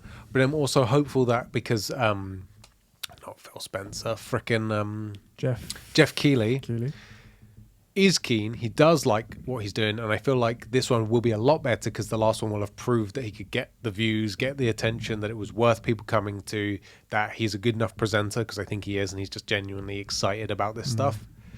So I think Summer Games Fest could be really good, at least in comparison to the last one, but it now directly competes with E3, which will be good because they're used to putting on a show. The only difference is there's no physical location now. Yeah. But I don't want to see E3 online. Yeah. I want to view E3 in person online, if you know what I mean. I want to see the person talking up on the balcony with everybody going around to see the stuff. That's what I want to see. Yeah. I'm conflicted, but also it's E3. So that's what about you? What you brought up. So I'm actually excited for E3 because it's so strange how much it's changed. Because last year, if you had asked me, and you did ask us, we all spoke about it here. We was like, E3 needs to die. E3's gone too far. It's been out for so long. It's too bloated. No one cares about it anymore. It's an old trade show. No one cares. Let's get new things out here. Let's move with the times, guys. Let's do it. And then synergy. It went away. Just like middle management words. It went away. And then we got Summer Games Fest, which I feel sorry for the thing because it's the first time it ever happened. Yeah, I bet the first E3 was fairly rough. And this was, in my opinion, a train wreck. It was far too spaced out. So it was like over 4 months or whatever. It was done so poorly. There was just a bunch of people, random people you never heard of, talking that don't have any experience with any talking roles, with the worst microphones and the worst webcams that they just happen to have in there, lying around in a box somewhere. Some of the people were completely not ready for a presentation. Like, who are those the guys that just talked about their field trip to Iceland? Yeah, that's just ridiculous as well. You know? It was just an utter mess. There was nothing good about it, and we didn't. And also, we didn't know in advance, enough time in advance, when something was going to happen. It was always tomorrow, guys. There's going to be a big presentation from Epic Games, and then Epic Games comes along. You're like, okay, Epic Games stuff was good though. The thing is, you didn't know what they were going to show off. You were oh, so they're going to talk about Fortnite. That's what they're going to talk about. We did think that. And then we go, oh, the Unreal Engine 5. That's really cool. Showcasing a brand new engine with this. My God, why don't they make that game? And then next week's like, oh, we're gonna get something to do with the skateboard related stuff. Let's talk about that. Oh, we're gonna have Skate 5. No, it's Tony Hawk Pro Skater 1 and 2, the remaster. We're like, cool. This is probably a 20-minute show. It goes on for 2 hours. Yes. We're like, it was a mess. It was a mess. It needed to be far more condensed. Someone needed to control it. We had the theory that maybe people didn't want to relinquish control to Jeff Keighley because this was the first time and they wanted to do it all themselves. Now, I have a big question for you. Okay. 2 questions, I should say. Okay. One of them, do you think that Summer Game Fest, and you brought this point up, is actually going to be good this year because now they have direct competition? The other competitor who's been around for a lot longer is up and running and doing a big trade show in 3 days, condensed into 3 days. Condensed into 3 days. Yeah. So there's going to be a lot more cool announcements, you think, there. Yeah. So are they going to have enough for Summer Game Fest? And, in fact, answer that one question. Do you think that Summer Game Fest is going to get anything? So I initially, before E3 was announced, I thought the next Summer Games Fest could be a really big improvement on the first one, right? Because Jeff's got more experience, could have seen all the feedback, and then all the people that were going to come to the next one will have seen what the other guys got out of it, that it was worth doing. Yeah. But I think E3 is a much bigger draw. However, it's also a much higher bar of entry. And now it's changed as well. It's online instead of in person. Is it the same effect? So I don't know. I don't know. Initially I'm kind of hopeful for Summer Games Fest being better. Yeah. But then E3 is competition. That's like being good at 100 meters, then someone going, hi, I know this guy. We went to school together. Here, try and race him. Hi, my name's Usain. You know, like you're going up against the guy now. Yeah. So I don't know, man. It's tough. We're going to isn't watch it? both. Yeah. So I basically, I hope that they're both good. And Too. I'm getting the impression that the likelihood is anybody that couldn't make it to E3, but that you probably would still want to hear from, they'll be at Summer Games Fest. Hopefully, if Jeff did it right, he will have locked in some big names anyway, like by contract, saying, okay, we're going to do this thing on this date, and they can't back out of it, which means we should get some hitters as well. Because that would make sense, because it's not just, they're not doing him a favor, it's a mutual thing. Yeah. They want the stage. Right, so of course there's likely to be contracts involved. So I'm kind of hopeful for both.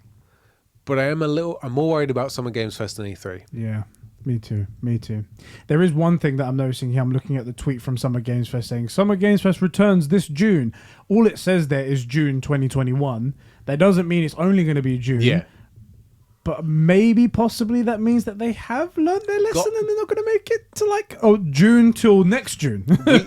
We theorized that because he had shown the attention that he could get, that he could now then direct a bit more and actually have more control. I don't remember if we said this on the show, but I think we thought the likelihood was he had to very much work around them. Yeah. Because he had no proof of concept. But now he has a proof of concept that he can say, okay, these are the dates. Bring something to me. Yeah. If you want in, oh, cool, you're in. These are the dates. And they'll go, cool, we're going to work around that now. Yeah. So I hope that Summer Games Fest is like somewhere in the thing of like a week long. Maybe 2, like I get, because he is a one-man show. I'm okay with it being the whole month. I'm okay with it there, but I don't want it to be 4 months. I don't want it to be that long. It can't go across multiple, for sure. Exactly. And also, if if they did what they did last time, where they showed like a wall of publisher names and whatnot, if you show a wall of publisher names and there's 20 names on there, and you say this event is month long, then you know there's going to be one at least almost every day, if not every other day. So you can expect something. Whereas if you go, there's 20 names and tune in 2021. Right. Then it's like, yeah, I have no idea what to expect. And that's one of the things that E3 has over it. It's punchy. We know exactly where it's coming. It's going to be packed. And then if you miss something, like let's say one of us is at work, or if it's in the middle of the week, we will be at work. Yeah. Well, people will tweet us or message us on Discord. Oh my God. Did you guys see like the Bethesda thing? Did you guys see what id are doing this week? And we can go id E3 2021 and find it. Information. Because we know what we're looking for. We can find, like, the SEO is going to be really good. It's really punchy. We know it came up today, you know, all that stuff. Yeah. So it's also very hype as well when everyone's just talking games and it's just a great time, great atmosphere. The worst thing as well is because we had said E3 needs to die or it needs to be like completely reborn like a phoenix, and what do they need to do? And then we were talking about like the focus needs to be, because the big draw to E3 isn't so much now anymore the publishers, which it is, but like it's all the guys you get. You need Ninja doing the Fortnite dance. Oh, you need him. You need that. You need him there. But like it's all the huge streamers and gamers and MLG guys that bring a lot of attention because they also can command a huge audience. And so what is one of the best things you can do for that? Throw these incredible parties, you know, and stuff like that. So I'd built up in my mind that a few years from now, we'd be getting invited to E3. Is my one little daydream, innit? They need us to draw more people to them. That's what they would need. Well, I mean, and this is just part of my daydream, and I feel like this works. How many times have you seen like random people like on a sofa talking to the devs, and you can tell that these guys only have scripted questions, or they don't really know what they're doing. Like they're a presenter and they happen to be doing a gaming thing. Yeah. And I'm like, we could like for real, we could do that. I'd be down to do that. Yeah, we could do it, and we could probably do a better job. Yeah, you know, we could be the guy out on the floor walking around. You know, that's actually something I would like to do. I've always thought about that. Just be like walking around on the floor, camera, a microphone in my hand, just going around to like random people and asking questions and be like, "How do you go?" Even the fans and whatnot. Yeah. What games you been playing? How has it been? Has it been awesome? This is really cool. They head over to a dev and be like, "So what should people be interested in this game for?" I really like that kind of thing. That's what we did anytime we were at not E3, EGX. That's just what we did. We just do that. We like to talk to people and devs and stuff. I think we could do that. We could, and I really do think we could do it. Guys. That is the dream. And so I built it up in my head. so my idea of E3 is like, yeah, in a few years we'll be going and we'll be going to like the after party. And like, because of course we'll influencers and stuff. Oh, hey, We're sup, presenters. Pokemon? How you doing? No. By the way, I got 125 followers on Twitch. What are you saying? What are you saying, Pokemon? So I have that like weight on E3 that I added to it because of my daydreaming. Yeah. So I really want it to be good because I'm expecting to go to one. Well, let me put a little bit of a, not monkey wrench into our dream here, or your dream right here. Let me throw a little monkey wrench into the E3 thing. After a year of all these publishers and all these big names making their own shows at the fraction of a cost. And doing surprisingly well. And doing well and getting to control the message and pick the exact day that they want to do anything on. Do you think that they will go to E3 and bring their big hitters? Do you think that PlayStation will go to E3 and bring their gameplay demo of God of War Ragnarok? Or do you think they will save that for a day for themselves and coin that day God of War Day? Well, they're not going, as far as we know. It's true, yeah, but other but I know what you like mean. That. What do you think? I think if you're going to go to E3 and you were expecting to gather attention anyway, then it's worth doing that. I am a little bit surprised that people are going to pay the fee to go to E3. And if this doesn't bang, like if E3, and I mean, I'm talking like E3 here. If E3, like the guys that put it on and the ESA, if they don't give people at least 4x the viewership and interaction that they got before, I don't think it's worth doing. And I think let's say everything just goes to online now. Everybody decides that's just much more convenient for all of us to do it online. Even when the world gets back to normal, we'll just do it online. Yeah, I'd be surprised if E3, if it isn't much bigger, that E3 won't just all the big hitters are going to pull out because it doesn't make sense. Yeah. But I hope that isn't the world we live in. I like the idea of this, like match setting where like if two big players go, they're kind of butting heads, right? They have to go for like the best presentation. They have someone to compete against for best presentation, best reveal. But like these aren't real awards, but you know what I mean? Like what was shown, best game at E3, most entertaining moment. You know, like because someone says something really funny or really stupid, that's getting clipped. Yeah. Right. And in a sense, that's something that you want all the best ones, right? Yeah.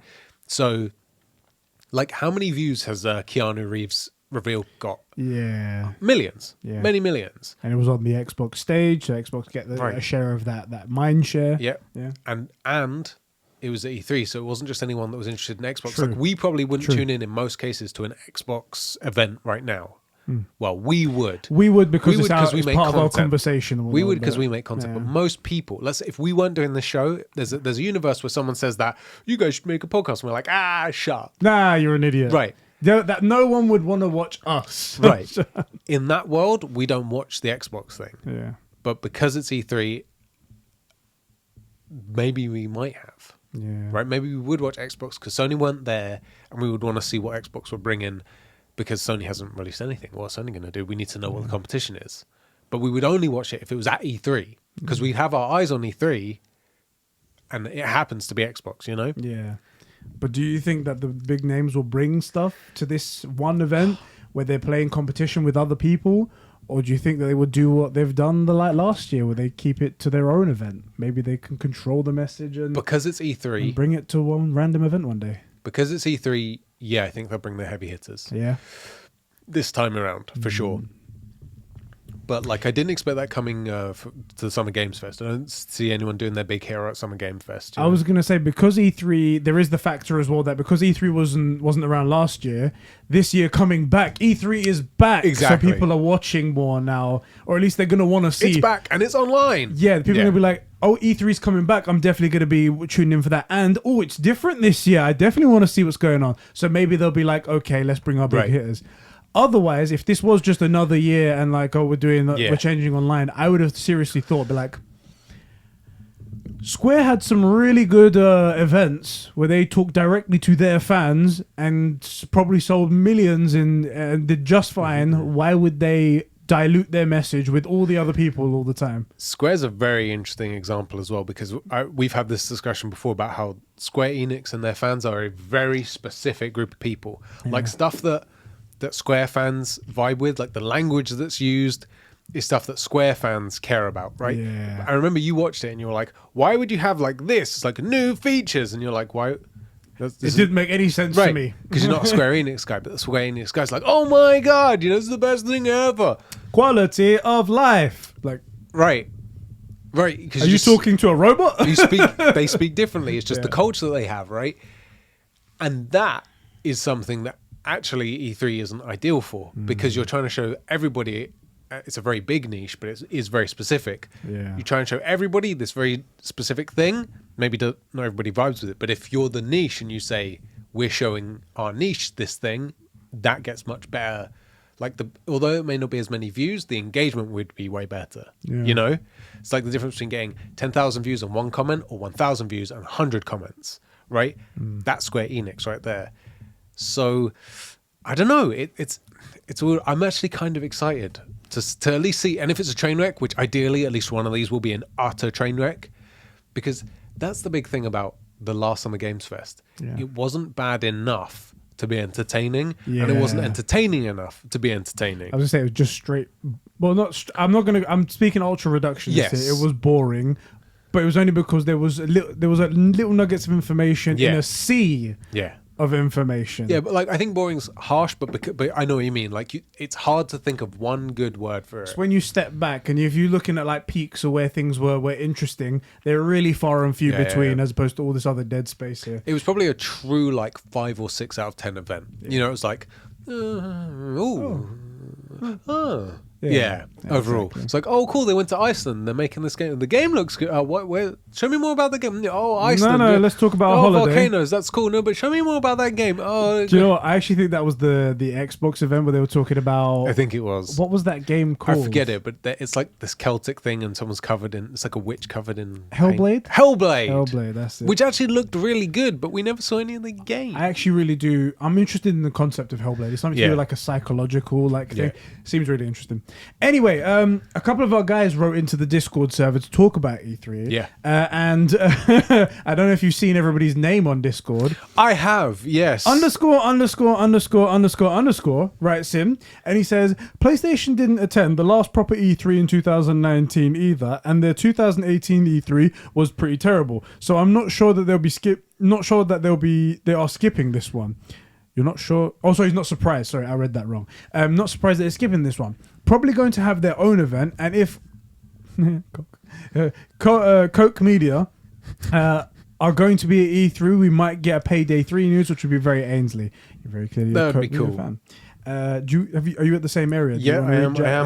In case you didn't get it, it's Hangman. Is it? It's Hangman. Oh, I didn't know anything about it. Okay, I get what they're trying to do. I don't know why they did it though. Yeah, I don't know what the inception was. I'm this close to shutting down the whole freaking server. I hate you guys. Like one day everybody was Diogo. They were just all Diogo. You got him, boys. _____ says, yeah, you're not getting any credit. Get fricked. I think it only makes sense that 2021 is also digital only. I feel it probably should have been expected, given we're not clear of this shit of a pandemic. But over the years, I think I've realized E3 is nothing without a Sony main event showcase. Very big point right there. While there are hype moments in all of them, I don't ever... Do you know what? I'm pretty much watching to see what the contrast is of the Sony event that's happening around that time. It's like I'm watching the Sony event because that's happening this week. Yeah. Oh my God, I can't wait for that. Okay, let's see what everyone else is doing, even though they're not at the same event. Yeah, it's interesting because even though they always, when you look at them objectively, suck, the Xbox events seem really good at the time. They have like this really good atmosphere and the really good pacing, and then you realize that. Then you see the Sony event, and you're like, oh wait, the Xbox sucked.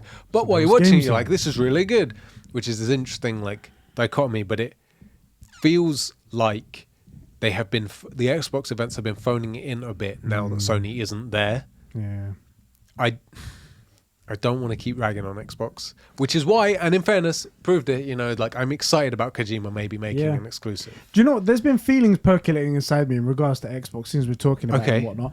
I do feel like the moves that they're making is setting themselves up to be something great eventually. Yeah.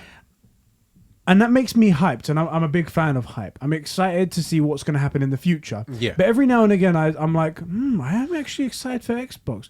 Maybe I should think about getting an Xbox just to be like, just in case. And then I think about what's here and now and what's in the immediate future or even in the next year, and it's nothing. And then I'm like, well, then why would I spend the money to do that? And that's the reality check that I have to do. And I'm constantly going in this cycle. I'll hear about the next topic that happened right here, even though I'm not an MLB fan. Yeah. The next topic, MLB The Show is on Xbox for the first time ever after being a PlayStation exclusive. Sick. And is on Game Pass day one. Now, while I'm not an MLB The Show fan, I'm not a FIFA fan, I'm not an NFL fan, this is a big get. And it's not being published by PlayStation, which the other one is for PlayStation, being published by MLB themselves. But Sony San Diego is actually making the game, and then it's being ported to Xbox. So this is going over there, which is it's an interesting get. The thing though was that you were talking about should you get an Xbox and why, right? But the thing is, MLB The Show can get it on PlayStation. That's the thing, right? This was an iffy example, but I'm thinking about everything that they keep announcing, like how Game Pass is a good value option, even though I don't really like the business model and I don't think it's got legs. We don't like the business model, and it's not good for you because you like new stuff. Exactly. That's things that might be changing. I mean, Outriders was day one. Yeah. This was day one, so things could be changing. We'll see how things go. That's true. But again, I'm not in the service unless it's sustainable, and it's not sustainable at the moment. I really agree with you. They have a target of, in case you didn't know, 50 million users to become sustainable. They're very far off of that. The last thing was 18 million. People out there, when we spoke about Xbox, is it actually a good thing? People were like, oh, Xbox announced 18 million subscribers and a revenue of X, Y, and Z. That sounds sustainable to me. And I'm like, think for a second. How much it must cost to get all of those games? Their own number is 50 million, and also they did come out themselves and say 50 million is the ideal target that we need to hit. Now that was before Bethesda acquisition, so that number's probably even gone up now because of how much more money they're spending. Yeah. Anyway, that's not what we're here to talk about. I was thinking about everything that's happening. I thought maybe this could be beneficial for me, even if it doesn't work out in 10 years' time, I can reap the benefits of whatever game comes out, Bethesda or thing I might be interested in or something like that. But can't you get Game Pass and play stuff on your peasant unit? It is a little bit different. That's the only issue. And there. use a DS5. It's true. You have to use a DualSense controller. That's the only way to play games. I could do that, and with the Play Anywhere initiative, any newer games that Xbox come out with will be on there anyway. So they kind of screwed themselves in that way. Now, it's exactly why we said it's not sustainable. It's not actually pro-consumer, but yeah, exactly. Now let's get to the topic of the MLB The Show. So MLB The Show, an amazing turn of events. For the first time, it is on Xbox. But the real kicker here is that it's going to be on Game Pass day one. Right. That deal apparently was not done by Sony. It was done by MLB. Okay. They took the money for this and they agreed to put it on Game Pass. The issue is, and this is actually a really, really bad point for PlayStation. I was about to say this. Is that we had the idea for Bethesda games and how they should go forward to maximize profits and to appease everybody was that they make every Bethesda game exclusive on Game Pass day one, which is their right. It's their game. Yeah, yeah. And then put it on every other platform for full price. Yep. And we thought, that's fair. It's your IP. This isn't their IP. No. And they've pulled that on Sony now. They've taken an exclusive from Sony. They've given it essentially, not for free, but for the lowest cost possible to all of their gamers. And then PlayStation are on the side having to pay full price for this. Granted, it's MLB. It's not God of War. It's not Halo. It's not the biggest thing in the world. But this is pretty bad for PlayStation users. So, I think this is worse for MLB. You think so? Because what is the cheapest way to play this game? Game Pass. Yeah. How much are they getting per Game Pass use? Yeah. Not $60, $70, right? Are they gonna keep up with it? Because that means Xbox has to front load them with the money of the equivalent user base to make it worth their time. I think that's what it was. I think this was more nefarious than you think. Okay. I think Microsoft saw this opportunity. They were like, seeing as we don't have to negotiate with PlayStation, we can negotiate with MLB, and the optics will be, you can get this game for $70 on PlayStation, or you can get it on Game Pass right now for us. So they did what they did with Bethesda. They did what they're planning, hopefully, what apparently is going on with Discord. They just threw a ton of cash at MLB, and they were like, let's put this on Game Pass. And then they just went, yeah, for this huge sum of money, we will. Maybe. Just so they can say it's on Game Pass, where you want to go and pay full price over here? The funny thing, though, is let's say you only play MLB The Show. Yeah. And you're like, I'll go to Game Pass because it's the cheapest way to play it. Yeah. Let's say you play it for the whole year. It's not the cheapest way to play it. Yeah. Right? That's the thing. It's like you play it for 5 months, and now you're over the cost of buying the game. Yeah. Right? That's the up and down with Game Pass and whatnot. Right. So I don't know how I feel about this. Because it's not a game I'm like invested in. I don't play the game. So how would I feel if I'm trying to think of a Sony title that isn't something like God of War or The Last of Us? How would I feel if Ratchet and Clank went to Game Pass? See, that's a different one. Like Ratchet and Clank, where it's like you one and done. Like you play it, or maybe play it twice or whatever, and you're done. That's different. That I'd feel like we kind of got robbed. Yeah. Right, but MLB is something that you would kind of play continuously a bit, right? Yeah. So I don't know. I suspect MLB will see that it's a false profit, you know, where like they have thrown dirt in the eyes of the PlayStation guys and not got that much out of it on the Xbox side. And so what was the point? Yeah. You know, like they did get a big sum up front, but it's not as much as they would have got any other way. This is the thing. While I do think this only really affects the people that are big fans of MLB. Yeah, I agree. But we still need to treat them as people and gamers. So this is why I'm saying it this way, right? Is that I do feel like this is a massive hit to those people. And that's why I brought it up and I thought it was interesting. Now, I don't see this ever happening for any other game. I agree. Like you can with the Ratchet and Clank thing.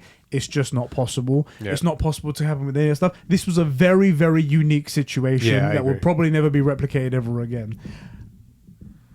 So for that reason, I'm not too worried. Yeah. But that is just Microsoft saw the opportunity and they just went for the jugular on that. And I thought that was quite interesting. Since we're on the topic of Game Pass, do you know what? I was thinking about it today, and I was also thinking about PlayStation Now. Yeah. One of the reasons why I like Xbox Game Pass, possibly, along with the factors that it just doesn't have the mini games and Xbox doesn't have the games to support it and to make it that big draw. The reason why it isn't as big as it should be / could be, PlayStation Now suffers from this too, is that it's not adopted by like the widespread audience. It's very much the hardcore gamers, the people who are in the conversation that understand that Game Pass is like a great value proposition for playing many games that you probably maybe never would have bought or don't want to pay full price for. Right. They can't seem to break through that barrier, and that's the big issue. Like Game Pass is advertised everywhere. Yeah. You turn on your Xbox, it's plastered right there in front of you. You go to the store and there's on food packets that you know you shouldn't be eating, but you do. Doritos and Mountain Dew and all that stuff. It's like, right there. Yeah. It's even printed on the underwear of your one night stands. It's everywhere. Right. But still they can't get through to everyone. And do you know why I think that is? Go on. Is because I think it's pitched everywhere as like those sales in shop windows that you just ignore. Yeah, DFS are always having a sale for furniture. But you gotta get it in soon, guys. I've never gone and made my purchase for like my newest mobile phone. I've never gone and made my purchase for my new games console, my whatever that thing I'm gonna buy, just because there's a sale on, or because I walk past and go, there's a sale on, I'm going to buy that now. As opposed to, I've been thinking about it for a while. Oh, there happens to be a sale, I'll go and get it. Or I've done my research, this is the thing for me, I'll go and buy it. And also, it feels Game Pass feels like that extra, like a plan on a laptop or a TV, like an Yeah, insurance yeah. that you just don't need. So when someone tries Yeah. to sell you on it, they're The like, extended warranty or something, yeah. it's like they say, "Oh, by the way, there's this extra thing. No, I don't want it." Yeah. That's the feeling for the masses, and I feel like they're trying to get people with MLB The Show because that sports games are for the masses. Yeah, yeah. They're not for the true gamers like us. Yeah. They're for the masses. They have a very serious culture, but they're very much a way for casual gamers onto your console, yeah. Exactly, they're the casual gamer people, and I think that's what they were trying to do with MLB. Except the people with like the casual gamers, they don't care about Game Pass. Yeah, they're yeah. not going to go for this stuff because they see it as just another service. They see it as an extra additional payment that they don't need to make, that they have been surviving without all these years. Yeah. And that's the reason why I think that they're at 18 million. They're not way above it because otherwise Game Pass is a great service and it should be much higher. But most people are just like, I don't care. It's interesting you mentioned the phone. Yeah. Because I feel like that's a really good analogy for this, at least for like consoles and stuff, is phones are very expensive, but people kind of know what they're getting into. They know that they want it and why. And so they're willing to pay the money. Also, they come on contracts, so maybe this is a terrible example. Like, people don't have a problem with big purchases. People have a problem with what you get for the purchase, right? And I think the problem with Game Pass is a lot of people see it and say, okay, it seems like good value. It's got all these games, but like how many am I actually interested in playing? So you take the list of like 250 titles down to like 12. Yeah. And then of those, how many am I actually really gonna play? 6. Yeah. And then it's $180 a year Yeah. if you actually like sit down. 100? I think it's 100. Say 120. I think I confused between Game Pass Ultimate and Game Pass. Let's call it. Let's just say 100. 120. It's 100 a year. Yeah. Is it really worth it? Because it's 100 a year on top of Xbox Live. And games go in and out, so some of those games might not be there by the end of the Yeah. year and whatnot. And then So I think a lot of people look at that and they go, okay, well, I would like MLB The Show. Yeah, that could be cool, but I have to. This is a game I'll play all year. Well, I'm going to pay $100 to play this game. and the way that you're talking, or the people that actually do care, actually like hardcore gamers who sit down and have a look at those kind of games. Yeah. The vast majority of people won't even get past that first step. They'll hear it's an additional cost and that it's a monthly fee, monthly reoccurring payment, and they'll be like, nope, don't need it. Yeah, don't need it. So they need a way to break through that. And I know they want to do the whole Netflix of gaming thing, and look how successful Netflix is and whatnot. But I don't know how they're going to get past that, because at least the messaging right now, at least with all the people who are influencers and people like rappers, and for example, who talk about Netflix every now and again casually, that draw more people into Netflix, they talk about PlayStation. They talk about having a PS5. All those TikTok videos where they're joking, where the women joking about, babe, do you choose me or a PS5? It's never an Xbox Series X. Also because it doesn't roll off the tongue. It's true. So there's this conversation, there's this image as well, and they can't break through that barrier into the mainstream. That's their main issue, I think. I'll tell you, I like their thinking though, going for the sports people, but the sports people don't care. That's the issue. it is.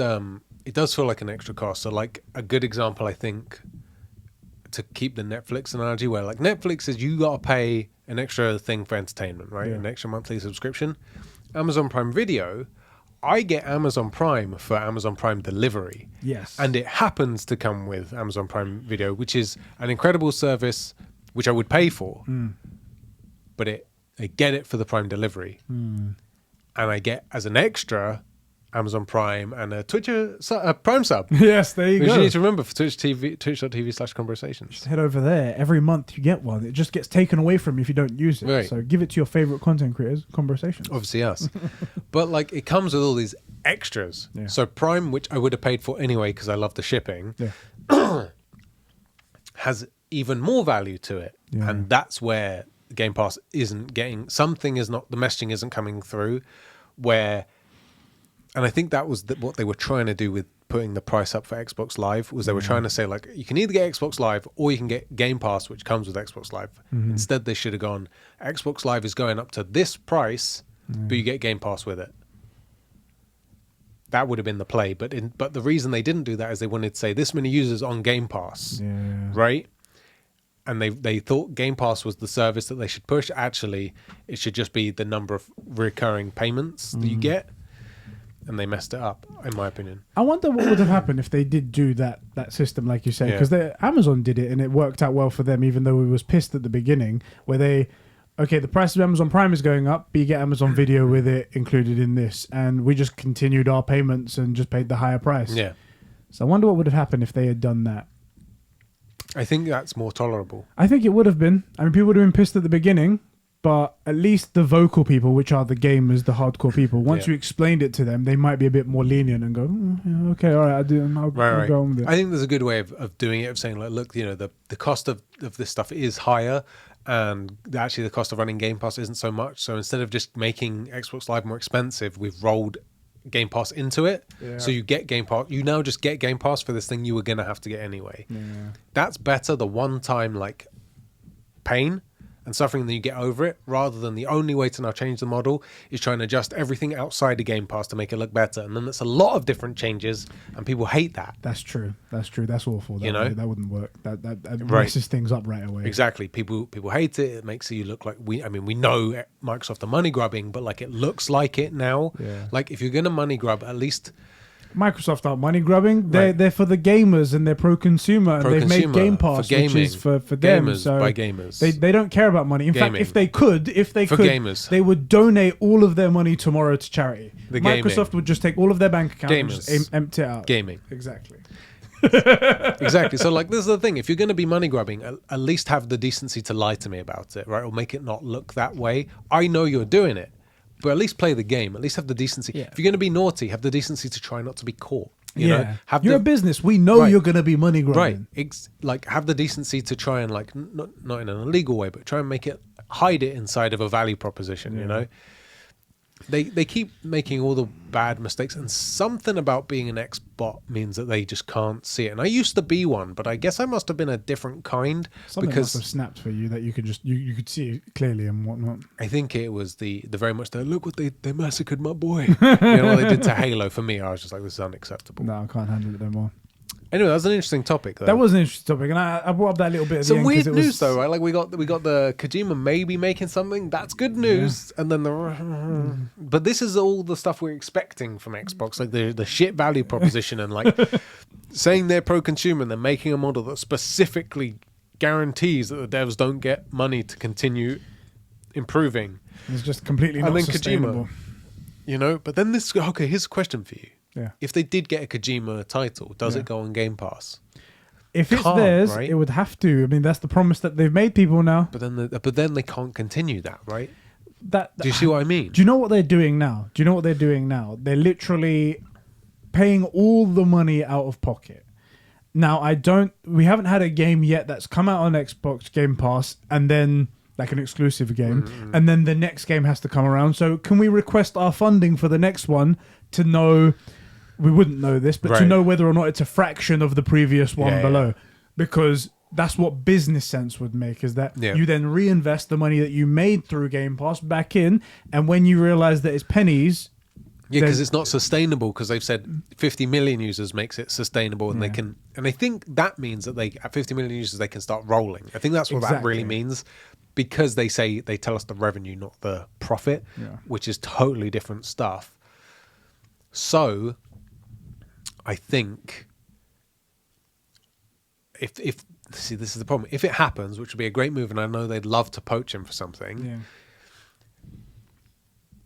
How many times can they do that before they realize that it doesn't translate to that many new Game Pass users or that much more revenue? Because especially Kojima doesn't make multiplayer games, right? You can play Death Stranding once and you don't play it again. I mean, you maybe do, but maybe you play it a couple of times, right?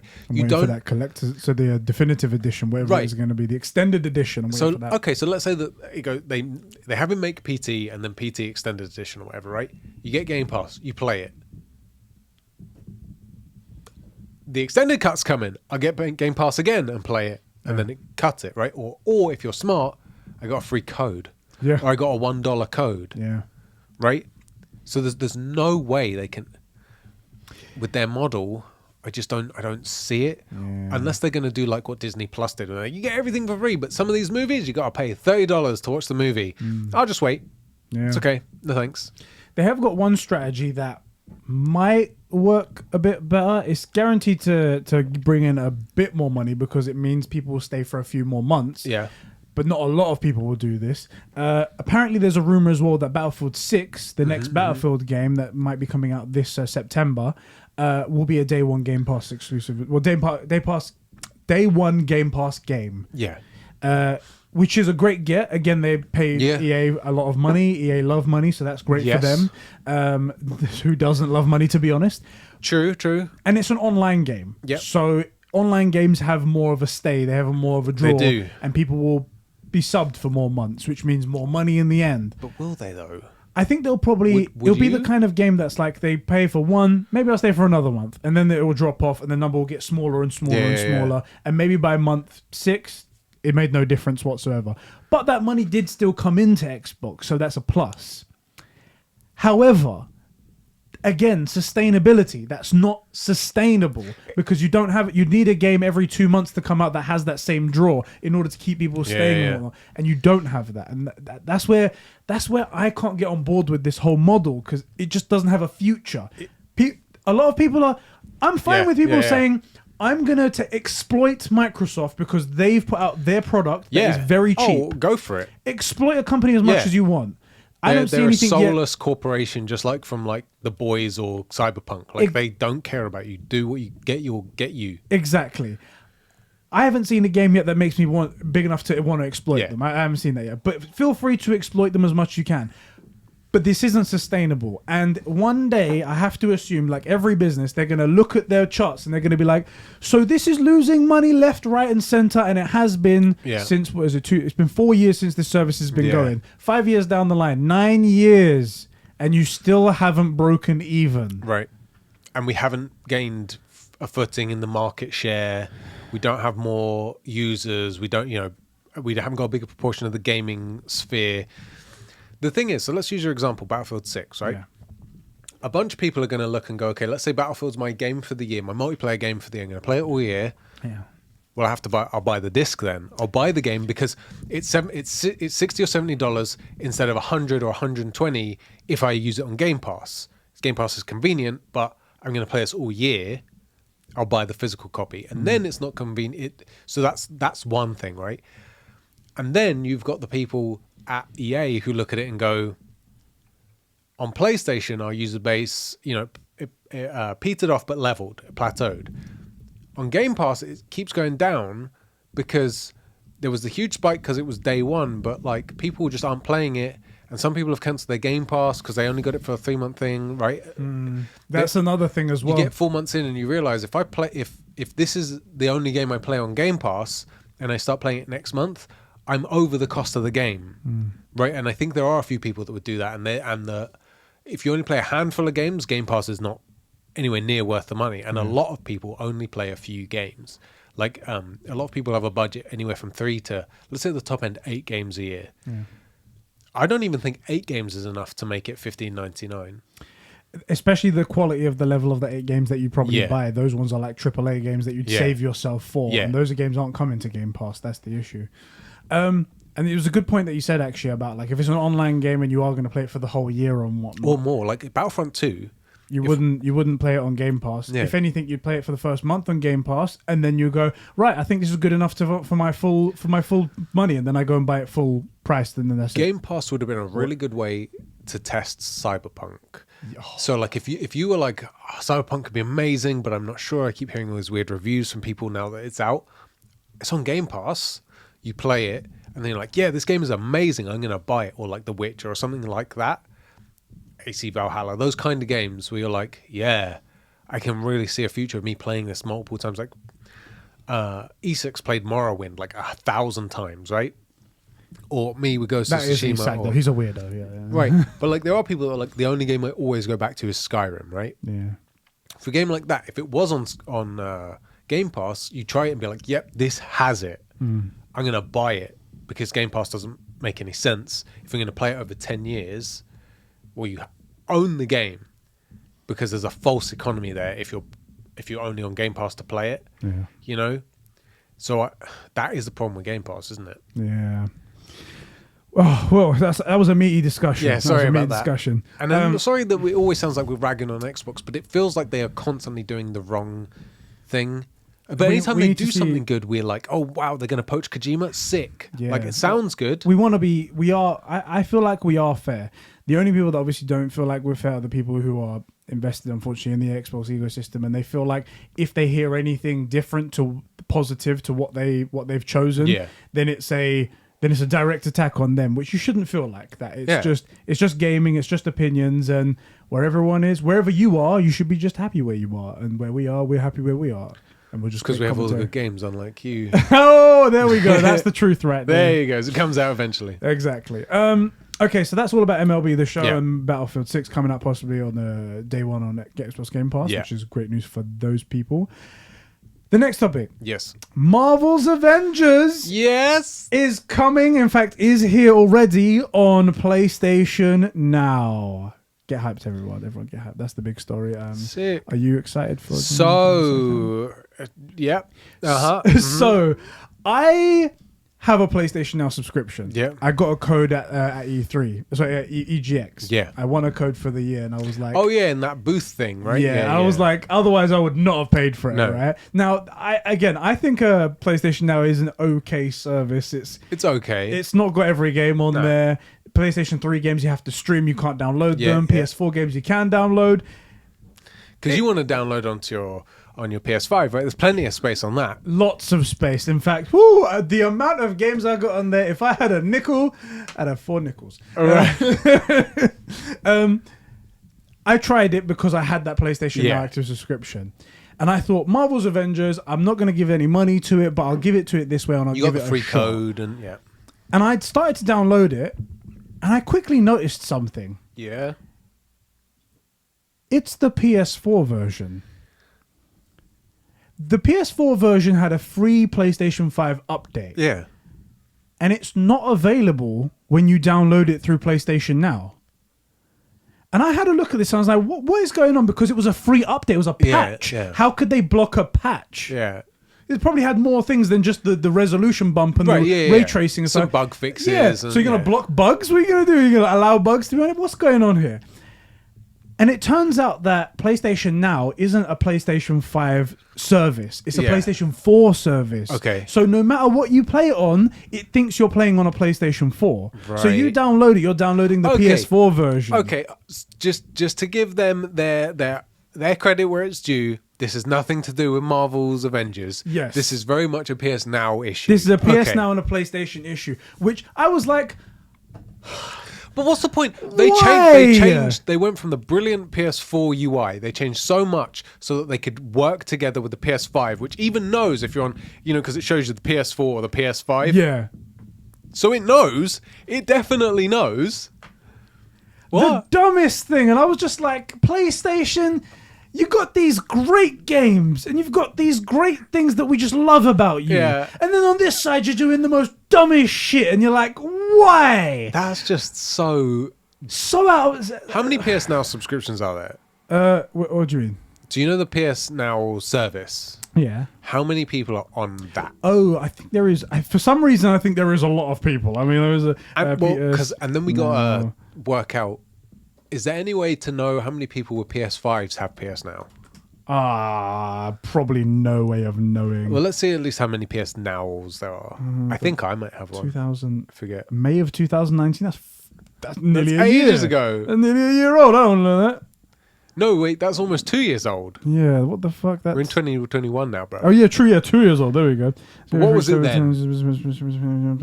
Then it was 2.2 million, but that's 2 years ago. Yeah, you know what I mean? yeah. Do you know what? It's still that's a bunch of people though. Yeah. That's a good chunk of people, but I doubt.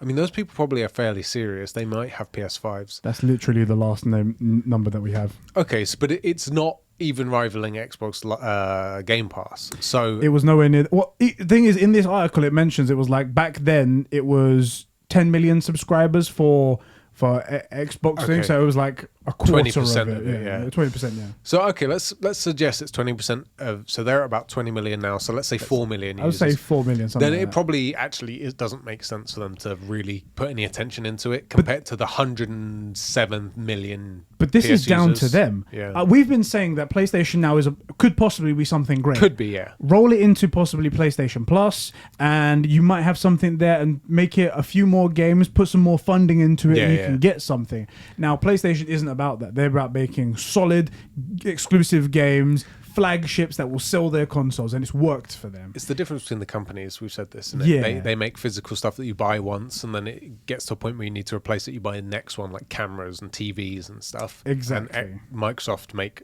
online services. They make Windows, they make Excel. They do services. That's what they're about. So when I heard, I wish I'd thought of that when I was thinking about trying this out, because I would have thought then PlayStation's not about services. This isn't their thing. Yeah. So this is going to be horrible, and I didn't expect it was going to be bad in this way, but.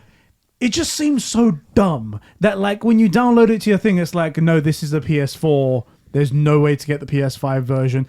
They should have been like, okay, this game's coming out and there's a free update. There's a way for us we could change the code somehow to flip this so it recognizes the PS5. But that's the thing, that it must have code because it's on PS Now that tells it it's a PS4, right? It's saying extra, because if it was the disc, it would know. So what? dumb. They're adding something. That's stupid. It's so dumb. It's not like they're giving it for free. Not like the Final Fantasy one where they were like, we're giving you it for free, therefore they can dictate. And I was like, it's a bit shitty, but I'm not paying for it, so there you go. I'm paying a subscription. This is your service I'm paying for, and I can't get it. And I was like, and at that moment I was like, I'm not even going to start the game. I was like, I'm putting it down. I'm not doing it there. I would love for you to play it, because you did give Anthem and games. You give games like that a fair shake, and I would love to hear your take on it. The problem is, I think you would start to get the way I can find salt in games. Like Horizon is a big one for me, right?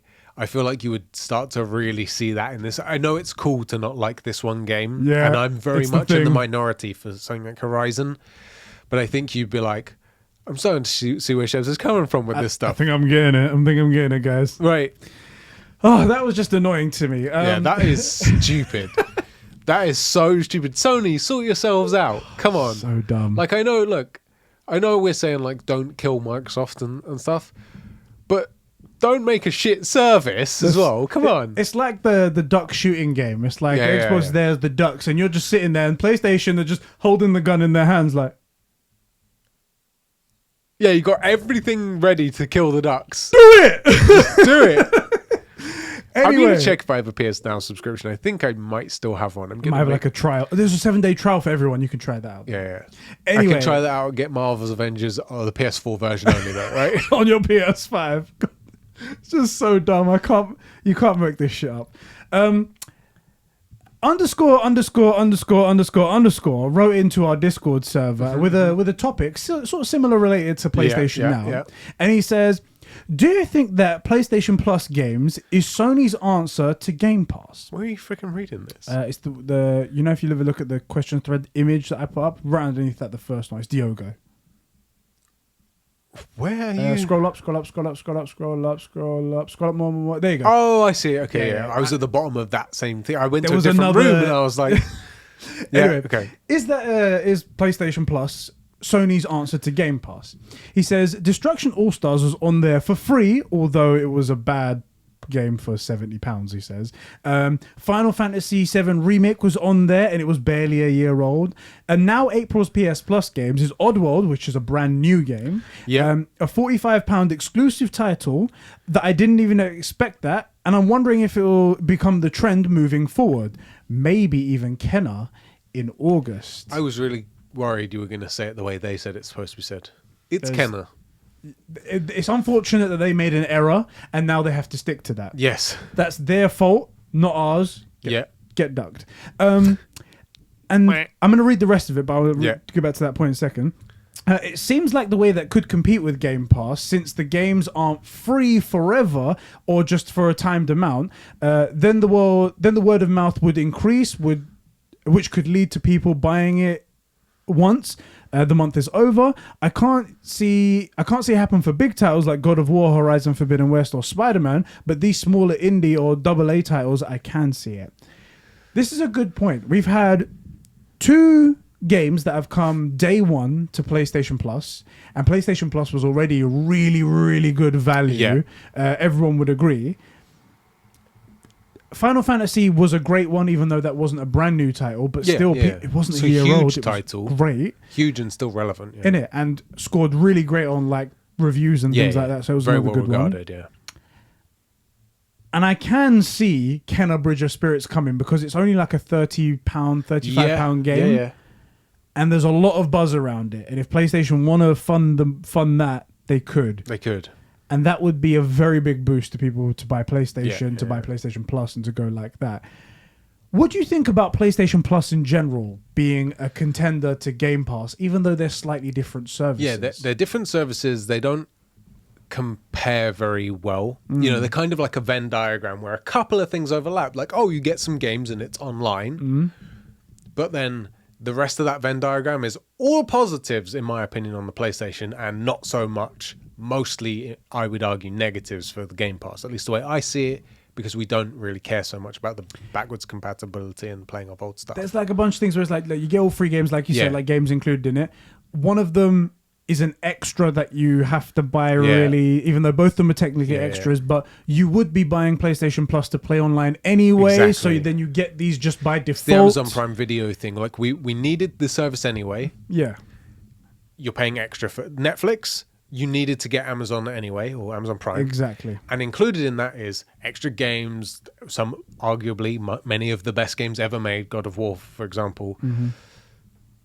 So they don't compare very well. I do think that there is some scope for competition here. Yeah. I actually quite like the angle that PlayStation is doing, the scarcity thing of like, it's up there, but only for a limited time, like next month or in a couple of months, like it's going to be different games. Yeah.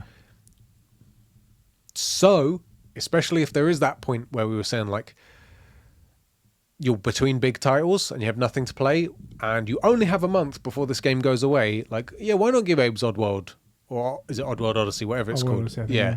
Like, maybe give that a shot. Yeah. Oh, you played it? Yeah, it's not my thing. Well, luckily for you, it was free. Yeah.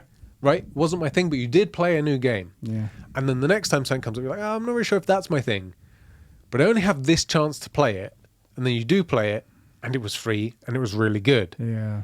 So I like that angle on it. And the fact that it's, you know, like we said, you were getting it anyway. Yeah. You need it anyway. And there is another angle as well where like Xbox Game Pass games where if you play them, they're not always going to be around. And when they leave the service, they've left the service and you don't get access to them anymore. Whereas a PlayStation Plus game, once you claim it, that is yours as long as you have your PlayStation Plus subscription, which again, you're going to have anyway if you are on the PlayStation Network. Exactly. So there's that. While it is a limited window of 1 month, once you claim it, it's yours for however long you have the service. That's the thing, is like the Game Pass is your cheap way to play some games while they're on there. Yeah. And this is a functionally free because you needed it, and most people have used the online services. So in that sense, if you were going to use the online services, it comes free to, as long as you remember, you get the game. Yeah. Like, you get it. It's yours. You get it. It's a free way to buy these games. And a bunch of these games are priced well enough to afford the entire cost of PS Plus. Right? Yeah. Like Final Fantasy VII is a £70 game. Yeah. That's PS Plus for the year, for right? the entire year, yeah. Just that one. Even if you never play it, but it was good enough for you to have, have it, right? God of War, like just those titles. You just go through, you add it to your library, claim it. You have it now. You literally, you for free bought the game for a service you needed anyway. I think it's a much better service. It's very much the Amazon Prime compared to Netflix that we spoke about. Like, we got it for the Prime delivery, but included came this incredible stuff. I like this conversation that we've had, and I like Diogo bringing this up because the PlayStation Plus one has far more potential to break into the masses than it is for anyone else, because people don't know that they're getting all these games. They just are surprised when it gets there. And they buy the PlayStation Plus subscription because they have to, because they want to play online, because they want to do that sort of stuff. And it's not an insane price where you're like, oh God, I have to buy this. I'm not going to do it. That's why there's 50 million, half the player base attachment rate is on PS Plus. Whereas with Xbox Game Pass, it's seen as an extra that I don't really need, that have been surviving up until now. And there isn't something yet that goes to at least the hardcore people that goes, you need Xbox Game Pass for this.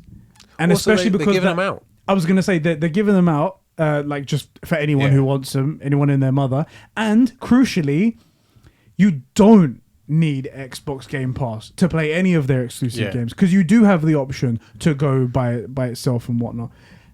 There's so many little holes and flaws that are hindering Game Pass, holding it back, and I hate it, because I wish it was going to be a great thing, but it doesn't look like it's going to go the distance. Earlier, without thinking about comparing it to PS Plus, I was saying about Game Pass to basically make it Xbox Plus, right, where it would be like Game Pass. PS Plus, because you get PS Plus because you want to play Call of Duty or whatever with your mates, right? And then the one day you're on, or you're going to watch Netflix, and you see, you're like, wait, I get all this, I get all this stuff extra. This is free with the service that I got specifically to play Warzone or whatever. Like, I think it just looks better. It's a much better value proposition. And the titles on there are bangers, man. I mean, I would go as far as to say the stuff that I can remember off the top of my head: God of War, The Last of Us, Spider-Man, Final Fantasy VII. That's four. Those four alone probably bang most of what's on Game Pass. So like Game Pass is games that you probably weren't going to pick them up, but you have the service, and now that you've bought it for this month, why not dip into it? Might as well play. This game that I heard about, but it's not really my thing. Whatever. These games, like, you own them. As long as you have the PS Plus, which you're probably going to have because you want to use the internet. You own them functionally, right? And those are bangers. Like, I really hope... The problem is Xbox won't do that. They won't roll the service into Xbox Live or Network or whatever, which they should. They should say, look, guys, the price is going up because servers and blah, blah, blah. But to offset that and actually be as pro-consumer as we say that we are, we're going to include Game Pass in the price. And really... It's like the difference between like £10 plus $2.99 shipping or $12.99 free shipping. It's $12.99 free shipping. That's all you're doing, right? I think that's what they should do. And then it really is the question of volume, like quantity versus quality. Because look, for a lot of people, quantity is the thing. A lot of people just want volume of games, different stuff. Doesn't matter if it's old, they just want to play all sorts of new, different things. There's people dumb out there that say that, like, I'm playing a Sony game, like Last of Us, for example, that lasts for, I'm going to make up a number, 25 hours, is terrible. Look at how much enjoyment you get out of Destiny, which is, I've played 800 hours of that game. And it's like, but it's the same game over and over and over and over again. Like, right, I like Destiny as well and whatnot, but it's the same thing over and over. And they see quantity as the thing that means I've got good value here. Or like the guy that's like, I don't want to play one great game. I want to play 10 very different good games. Right? There are plenty of people like that, or like James that wants to play the older titles. Right? So if those two things were equal, i.e. you buy Xbox Live, you buy PS Plus, and you get those services rolled into them for that standard price, then I think Game Pass actually would become pro-consumer and a bit more of an interesting value proposition.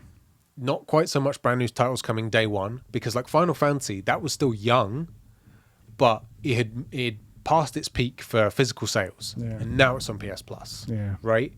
So it allowed the devs to get as much revenue as possible, or most of it, and then it kept people it was then an investment, which was specifically Final Fantasy IX. They'd hit their peak, and that was the long tail. And instead of the long tail of a few small sales, make it free for everybody, hype the people up that weren't going to buy it, that didn't know, that have heard about Final Fantasy VII but never played it, and get them to buy part 2. It's now like an investment thing. Exactly.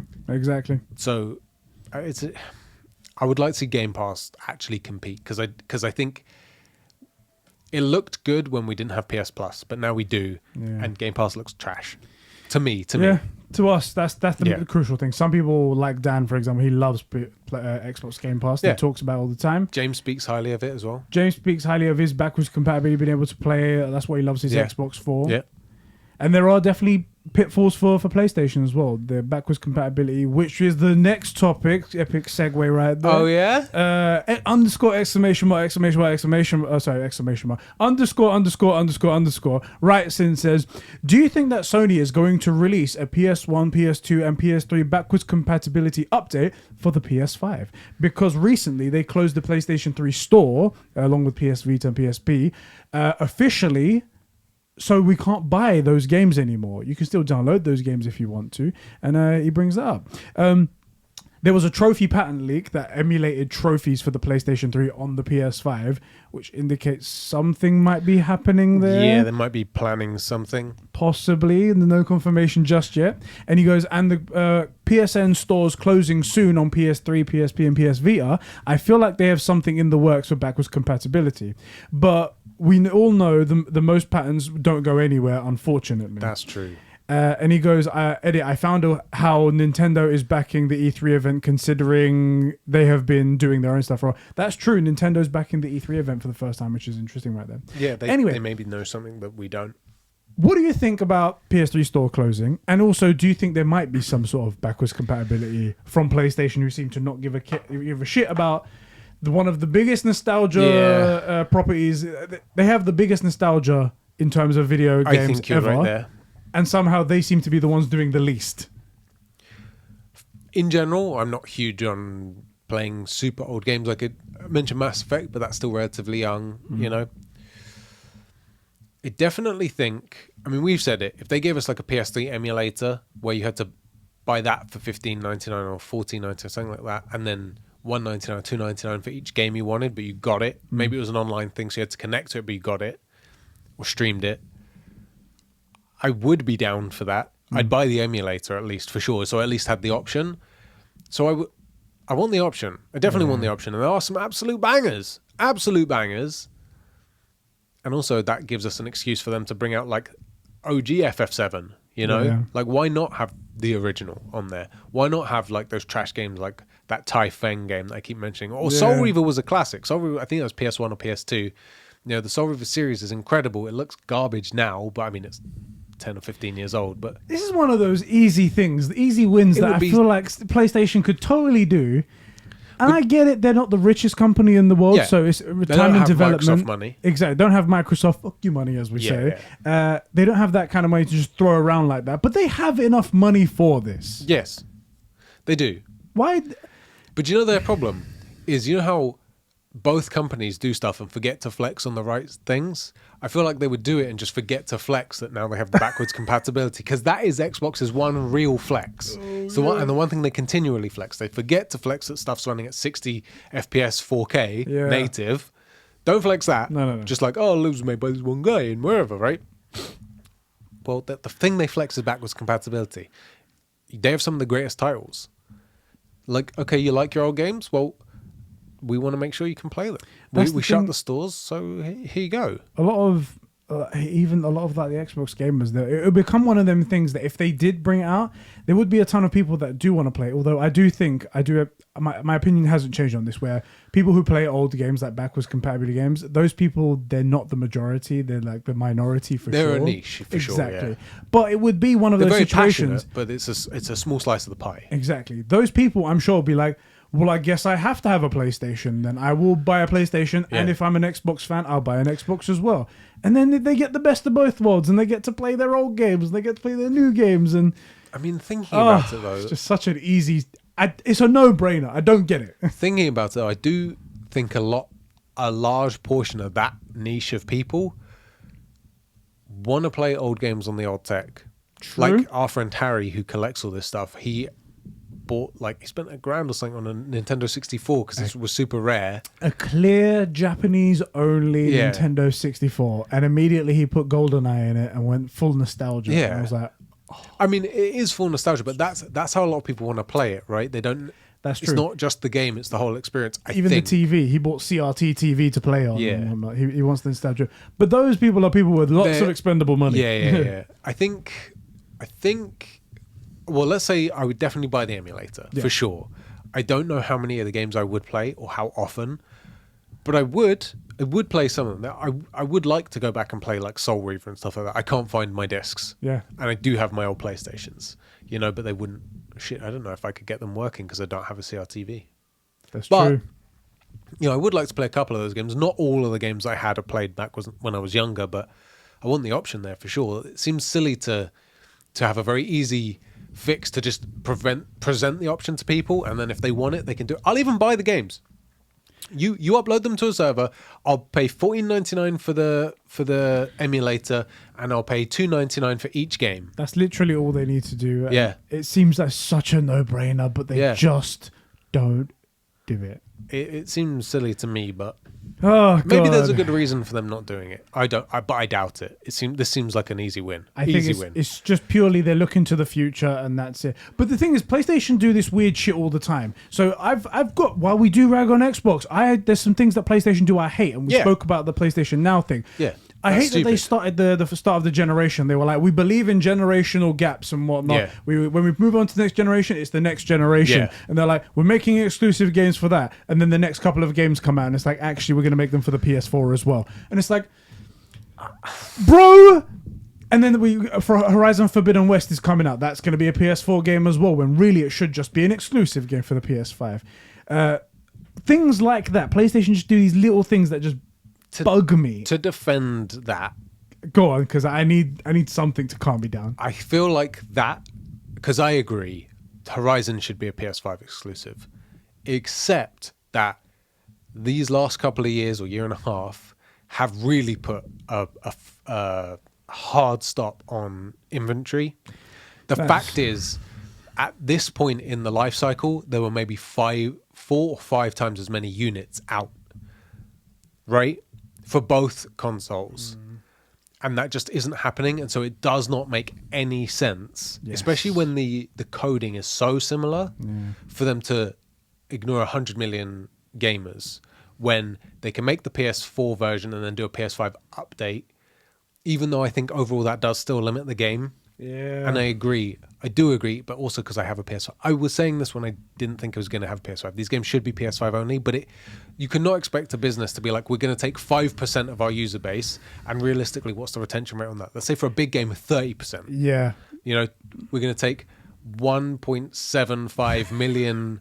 That's not people. enough money. Right. Not enough money for When the it could development. be 17.5 million. Yeah. So I just... And it's one of those situations where, like, even if the game is amazing and the word of mouth gets out there and everyone's like, oh my God, I need to play this game, they physically can't buy the console because there's just none out there. And that's what the only comes defense. out there, the scalpers end up in their garage, So that, I think we are in a special case. I think had the calamity not happened, and there were now, let's say, 15 to 20 million PlayStations, 10 to 15 million Xboxes, something in that range. Yeah, I'd be saying no. Next generation should be, but we aren't there. Yeah, and I do think that's out of both Xbox and PlayStation's hands. That's a good point. So that's the only reason I defend that, because otherwise I am big on generational jumps. You should be jumping to the new tech. Shouldn't be having the old tech hold you back. It's just that there are so few new consoles out there. Yeah, that's it. I mean, look, guys, in the live chat or in the comments or on the Discord or wherever, like, if you think I'm wrong about that there shouldn't be generational jumps, or that the first couple of years, because Xbox said, the first couple of years there won't be any exclusives. I think that's a mistake. What they meant was we don't have any exclusives. But let's say they had. Even if they did have exclusives, they said everything, if it runs on a Series X, it will run on an Xbox One, Yeah. I think that's a huge mistake. Let's presume that stuff continued normally, forget the calamity.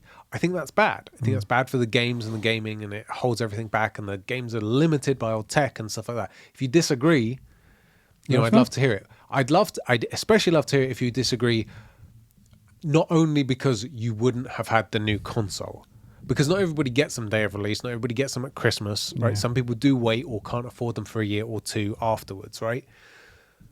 So if that's your only example, like, I get it, but I heard it a million times. I already know that as a thing, and I don't think it's a big enough reason. If you have another reason, I would really love to hear it. Otherwise, just call me a cunt. And I get it. You can call me a cunt. I mean, I call you a cunt all the time. It's true. We hate each other. That's why we work so well together. Exactly. Please, can you breathe over there, please? I don't want your disgusting peasant breath. I knew you fucking choked on that. That is almost the end of the show. Wow, you got more? I have a feeling this is going to end very quickly because there's one more question. You did say at the beginning that any other week, any of these topics could have been the meat of the show. It would have been like the topic, guys, that you're all tuning in for, the one in the title that you want to... Right. What's the title going to be? It has to be the Kojima one. It's got to be. It's gotta be, Xbox poaches Kojima confirmed. Confirmed! Confirmed? Question mark? Emotional. Yeah, emotional, not clickbait. Exactly. One more thing, which I feel like is going to be a very, very meaty topic. You can tell it's going to be. We love this topic. Right. I love myself some meat. Yeah. ____ writes and he goes, "What do you think of Darby leaving Ubisoft?" I couldn't give two shits. How about you? I mean, I'm a huge fan of good games, so I don't have any opinions about Darby. There you go. That's the end of that one right there.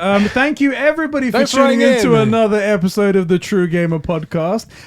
Next week is going to be our 40th episode. Oh, wow, yeah. And also, by the way, I just realized that we missed our 1 year anniversary. Oh, did we? Because at the beginning of this, we were doing them every 2 weeks. Oh, yeah. So it wouldn't be episode 52. Shit.